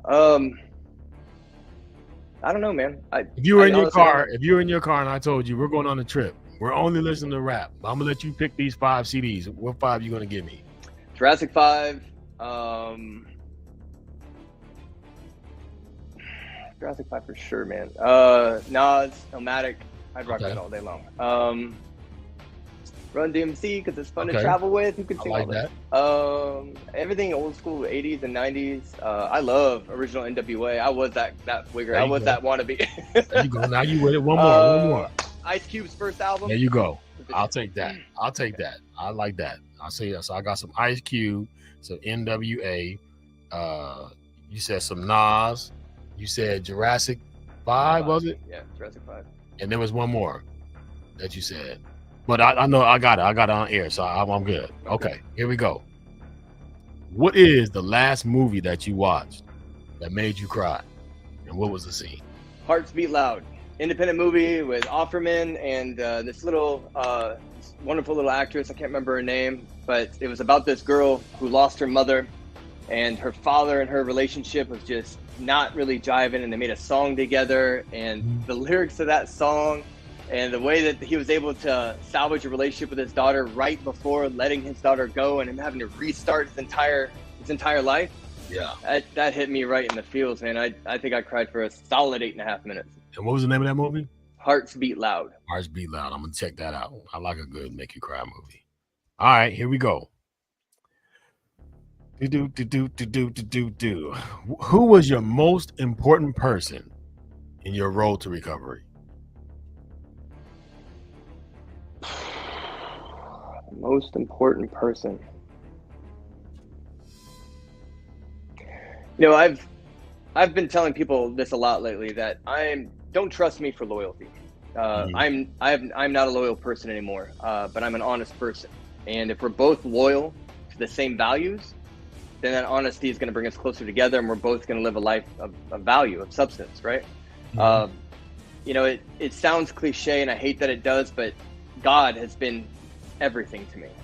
Gotcha. And I never knew him the way I know him now. And it's something I hope everybody gets a chance to feel. And I don't care what anybody believes in, as long as it's outside of themselves and it's loving and it's caring. That's what I was taught, and that's what I believe, and I hope the same for others. There you go. All right. So, Chris, you've been through a lot. So there's probably a lot of things that you can juggle through. But if you had to pick, what do you think will be your biggest regret that you live with? I don't live with regrets anymore, man. Regret is one that is a direct path to addiction for me. Regret and resentment. I think the Bible says, and I heard this a lot in Recover, that resentment is like drinking poison and expecting the other person to die. Those regrets, man, they ate me up. All I did was regret and then live in fear of other people finding out about them, right? Right. I don't live like that no more. I accept, I forgive, I openly love, and if anybody needs for help, my first answer is yes, and my second answer is let's get it done. My man. Okay.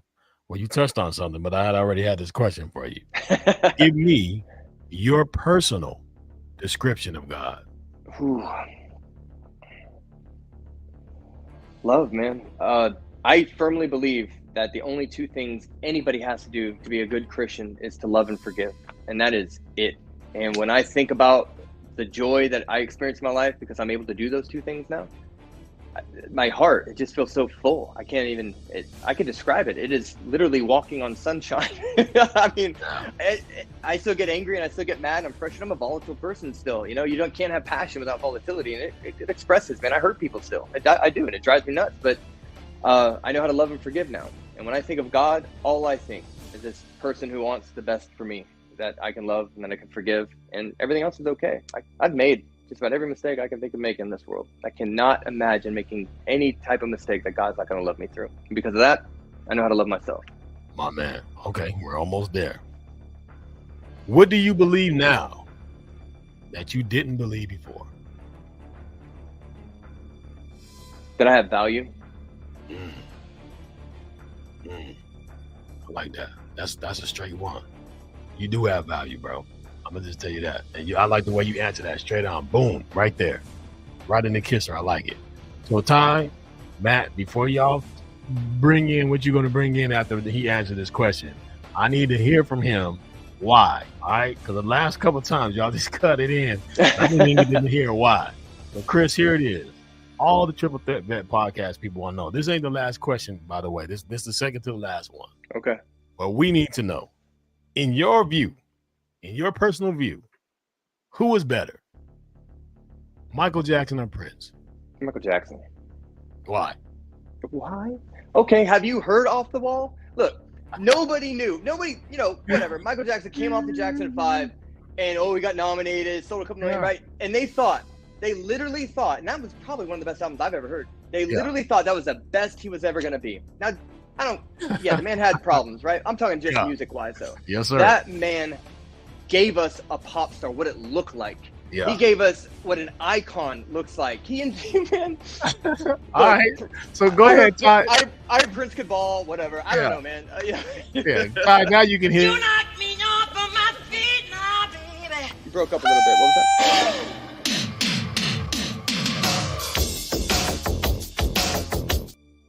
All that. All right. Last question, man, because you just made my day with that one.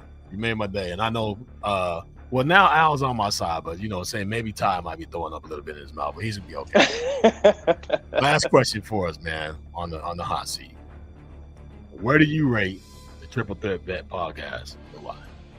Where would I rate it? Yep. Like, what does that mean? 1 out of 10. Based on what? Based on what you know about podcasts. Okay. So, obviously, I have a personal connection with you guys, but putting that aside,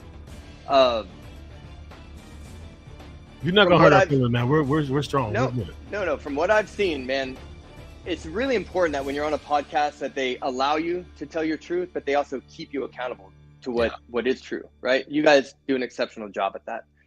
Your format's wonderful. It's really fun. This whole thing is fucking crazy, and But the different opinions, the different ways you guys vibe in, the way you're able to experience vulnerability, I give you guys a solid 10, man. I've enjoyed this entire experience, and it has not felt like 92, 90, 80, however long I've been on here. It's been fun. And I've been on a lot of podcasts, man.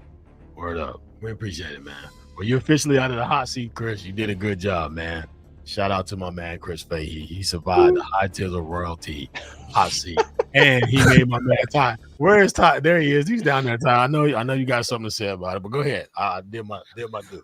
No, I mean it's a good argument. I can't argue any of those points. My argument being from the very beginning is like I have a personal connection with Prince's music more, but I've also said that he's the second best. Yeah, that's the best I could do for you today, man. Oh I mean, gosh. Michael Jackson's the second best, right? Al, where you at, Al? You over that way? Go ahead. What you got to say out there? How you feel about that? I disagree with Ty wholeheartedly. Like, and I was a Prince guy, and I still think Prince is the man. But when I look at the entire body of work, I gotta give it to MJ. There you go. Just like I give it to the king of basketball, Michael Jordan. Okay. Well, I mean, just like Chris said, we have a lot of very differing opinions, but I know that I will never ever, because of the core, like I have core memories about listening to that music that I don't have with Michael Jackson. But I remember We Are the World. I remember him doing the moonwalk. I remember watching the Thriller video and stuff. But I'll give you 1A. 1A.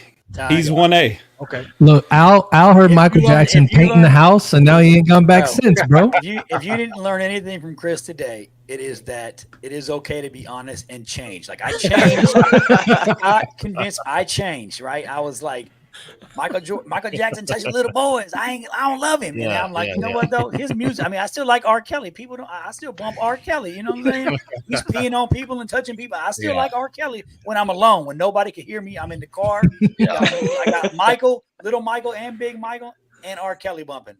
Yeah, there you go. I think he just did it. He did it intentionally. Like the anniversary special with what was his record label back in the day? Quincy Jones, all that. Motown. Motown. Yeah, right. He did the whole thing with Jackson, and he came out, debuted that song on his own. Debuted it. That was intentional. Yeah. Like that's what gets me. He knew, and he did it, and he executed, and he walked away knowing he did that on purpose. Yeah. Like that just blows my mind. That's Michael Jordan shit right there. Oh, you go. Yeah, I see it. So real quick. I know we're about to be in, out, done, and all that.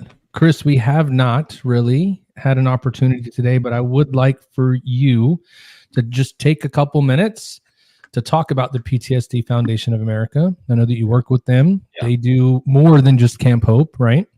So if you could just share with the people a little bit about the PTSD Foundation of America, what they do, resources, anything that you would want to plug for them.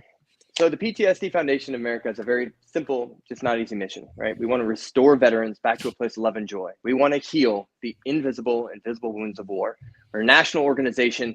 We don't care where you are. We will fly you in. We have community partners for that. We will treat you. We will love you. We will give you a place to find yourself again. And when you're done, we'll send you back to wherever you want to go, or you can stay here with us and we'll help you do that too. That's what PTSD Foundation of Camp Hope does. We need help all the time, right? We can't do this alone. We have a wonderful list of donors. We have a national organization that does about 350 events with us every single year, and we need people to participate in those. We have community leaders out there who have dedicated percentage of their profits. The Brower family, the Last Frontier Roofing and Construction, have given us 2% of all of their net profits. Gringos, Jimmy Changa, they've got a special Solidaros plateau that we get a lot of the earnings from. It's people like that with hearts to give and understand the value in what we're doing, because our success speaks for itself. Look at me. You guys have just learned everything there is to know about me. How am I still here? Right? I credit all of that to Camp Hope, and I'm not alone in that. There are so many other people out there. Since 2012, we've helped over 2,000 people, and there's so many more to heal. What does it take to get a miracle to continue happening, right? For me, it just means Camp Hope has to exist, because I know that if that place can just continue to exist, we can help more people and we can fundamentally affect positive change. That's what I know. Help us do that. You can donate to us. That's great, but we want your time, your talent, and your testimony first. Those are the three most important things. Awareness. After that, the treasure will come. And those are the 4 T's that kind of govern the nonprofit world. My man, I like the way you speak, bro. I like it. If you are in crisis, call us 1-877-717-PTSD, 1-877-717-PTSD. Call me anytime if you just want to chat, talk about it, join a warrior group, be a part of the solution. We're getting it done, man. Anybody want to shout out before you get out of here, Chris Fahey? Anybody want to give a special shout out to family, kids, anything, you know? Oh my gosh, there's so many. Special shout out to Steve Barnett. Steve Barnett believed in me from the beginning. Special shout out to Pastor David Molesby. He's believed in me from the beginning. To my supervisor, Christy, to my kids. Big shout out to the Brower family. Big shout out to Kim over at Tunnels for Towers, to all of our community partners. Big shout out also to my priest, Father Sean. Without God, nothing's possible. And big shout out to God. There you go. And that, Chris, I know you know a lot of people, man, in your network. If you know anybody who has stories like yours, or you know anything that they need to share, or maybe they want to have an opportunity to share that, I would ask that you would let them know about what we do here on the podcast, and tell everybody that you know what we're doing here, because we want to get our word out to as many veterans as possible, as many people that need this information as possible. You guys who are watching, that's how we can get that done. I need you guys' help to help us reach the more people. So if you like what we're doing here on the Triple Threat Vet podcast, if you like what we have to offer, if you have any kind of feedback or anything that you want to give us, please reach out to us and let us know. But our mission is to help you guys through listening through other stories and testimonies that we have for veterans. So I didn't want to get that. So everybody that you know, Chris, I want you to let them know that you've been on our podcast. Let them know where to find us, and let's keep this thing going and growing. That's what I want to do. That's my message to you guys out there. And I appreciate you, my brother, for coming in and taking the time out of your day. Hey, Doc. I just want to address something real quick. Hey, Doc, I don't think that's what the intention was, and I don't think that's what he was saying. I think he was saying that the organization Camp Hope doesn't have the ability right now, or the means right now to treat or to help females with PTSD. Obviously, we understand our female veterans and combat veterans are just as important as we are. You guys fight just like we do. You guys deal with the same stuff that we do. But that organization currently doesn't mean that they won't. So I don't think he was saying that female soldiers and sailors and airmen and Marines that have served in combat can't have PTSD or don't have those same issues. I think that was just simply a misunderstanding. That's not what he said, not what he meant. And I want you to know that from all of us here who have ever served in combat or have ever been in the military, we absolutely love our docs. We love our female veterans. We know that you guys fight the same battles that we fight, right? When the lights go out and it's just you, the same demons that we fight, you fight too. It doesn't matter what's between your legs. I'm just saying that, that definitely wasn't what he was saying. He's just saying that they're all organizations. Camp Hope just happens to currently be that organization that does that because they're not equipped, right? Whether it's room and board or other stuff. So that's definitely not what he said. So you nailed it. And I apologize to anybody who's listening that thought that. That is definitely not what I was saying. PTSD exists in anybody. It can exist in anybody. Anybody can experience anything that anybody else has experienced. So 100%, we're empathetic with that. But you're right. We're just not set up for it just yet. And I don't know of really many places that are, if any, in this area. And that is a problem. And it's a problem that people need to get their hands wrapped around. And I can tell you, I can't speak on behalf of the organization in that way, right? But, being vertically structured to handle not just combat trauma, but also law enforcement, their families, females, no matter what it is, we want to be that source. And we're working very hard to find solutions for all these very difficult things. And I'm sorry if I came off that way. Again, we love you and we want to help and we'll do what we can. Call me and I'll do whatever I can. Yeah, for sure. Yeah, that's a comment that came in. So I appreciate you addressing that. But yeah. So here we are, man. I mean, there's a lot of stuff to swallow, a lot of great information, a lot of good forward movement. I think this was very eye-opening for a lot of people. I know for myself, it's very eye-opening. And again, Chris, you killed it, man. And I appreciate you for coming, man. So shout out to you, man, and blessings forward, Godspeed, and all that good stuff, man. Hey, if you ever need me, I'm still cheap. So you got to get me, man. I still got you, man. So I look forward to connecting with you here in the near future, man. And if there's anything that we can ever do for you, man, just know that you have your battle buddies with you, man, to help you through whatever. So I'm always a phone call away. So always there. Thank you. For sure. Yeah, brother, I very much appreciate your story. Thank you very much for sharing. I knew when I met you at the baseball game that I could tell I was watching you work the crowd there and doing the vignettes and then the video you put together. Every product you've been doing, I've been following. I love. I've commented on some and like it. I love what you're doing. We're open to you. Just let us know what you need our help with. Thank you, man. Thank you so much. Yes, sir. All right, we'll catch you later, brother. All right, thank you guys for having me. It's a wonderful experience. I love all you guys, man. Thank you. All right, brother. All right, love you. Take it easy. How about that? Bro. Super dope stuff right there, man. Let's see. Right there. Yeah, hey Doc, I've got his contact information. I got yours as well. I'll make sure y'all get linked up.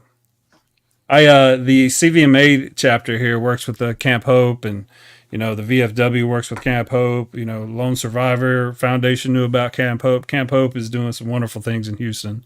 So it's crazy that Doc knows a lot about these programs. She was a combat medic, and then she was in San Antonio, I think, for a while. So she knows all about those programs that they have going on at the main San Antonio Army.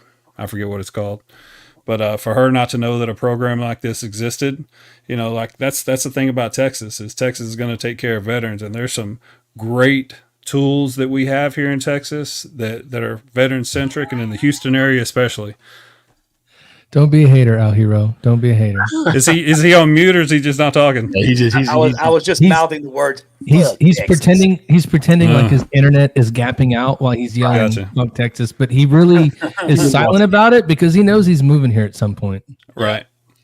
Yeah, but Scott lost power and sweated. I ain't moving there. I can do that shit right here without spending any money. You know what I'm saying? The Gulf Coast is the Gulf Coast. I can sweat my ass off with no power. I'm not moving there to sweat in a new city with no power. Damn that. Scott had me shook. He was like, he had no power. He had generator. He's plugging shit in. I was like, his son was laying in the bed with a fan next to him. Right next to him. Hell, like as close as his microphone is. That's how that fan was. Yeah. Well, good show, fellas, man. I mean, that was some good stuff. Did y'all know that Trump's on the podium now? I had it on the background, but I didn't look up once. I was mesmerized. YouTube TV. But I did notice that Hulk Hogan talked and Kid Rock performed. And you know who? And Dana White is the one that brought that dude out, bro. Wow. I'm gonna have to go back and watch the highlights. That's I love freaking nuts. 50 Cent had the dude in the background at the concert, bro. Come on, bro. Hey, I don't know if I wasn't gonna vote this year, but 50's got it. I'm voting. I was not even. I was like, who's the third? Ain't there a third guy? Ain't there an independent running? Who's that? Who's the independent? I'm voting for that. Who's the independent candidate? I'm voting for that. Pray on it. We love you too, Doc.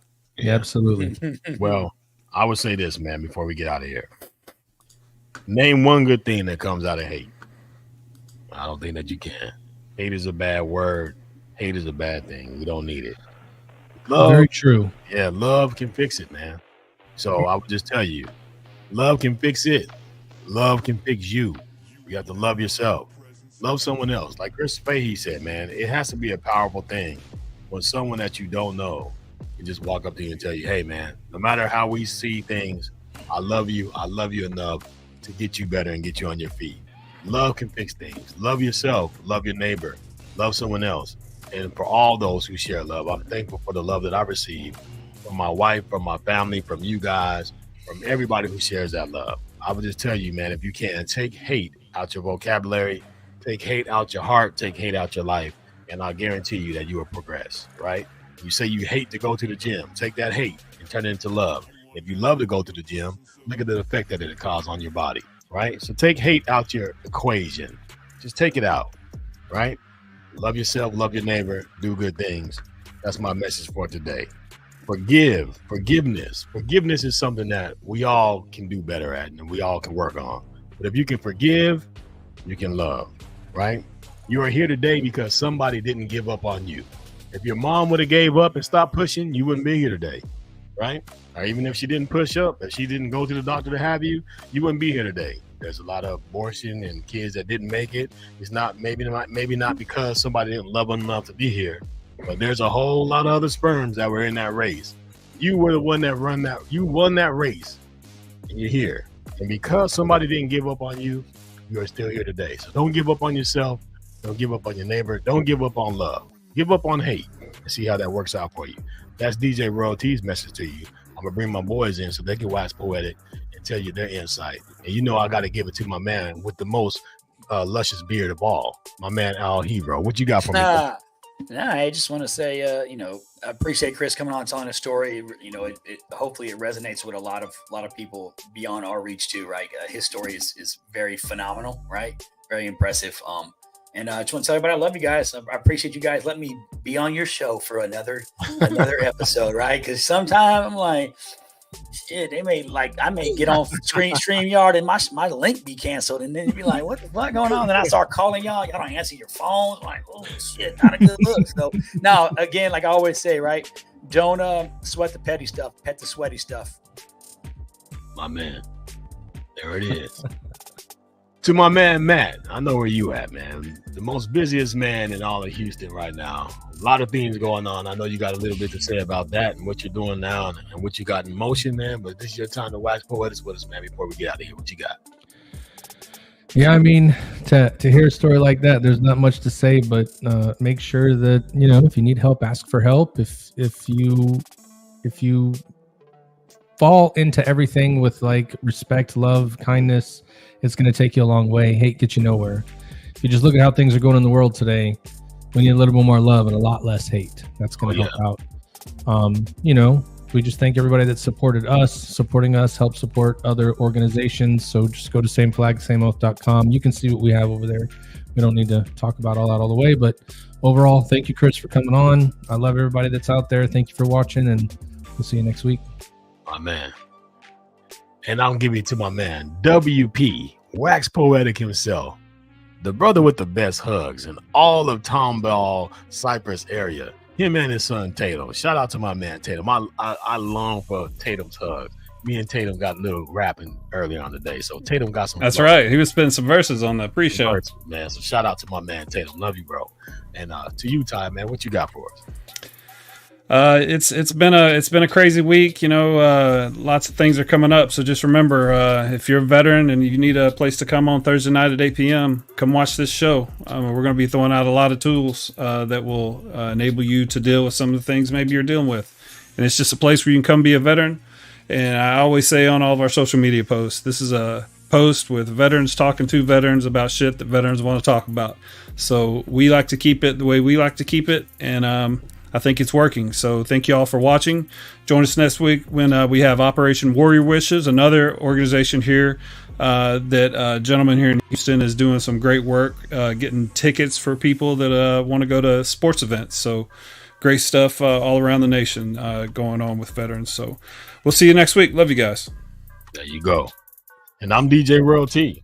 Someone call me Chief Blake. Someone call me Blake being Blake, Brother Blake, whatever you want to call me. I am a member of the Triple Threat Vet Podcast, and I want to tell you, we are looking for you to be there with us next week at 8 p.m.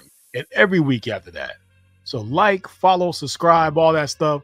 But this is the Triple Threat Vet Podcast, and I'm looking for you to be there next week. So get your ass up and be there. Love you guys.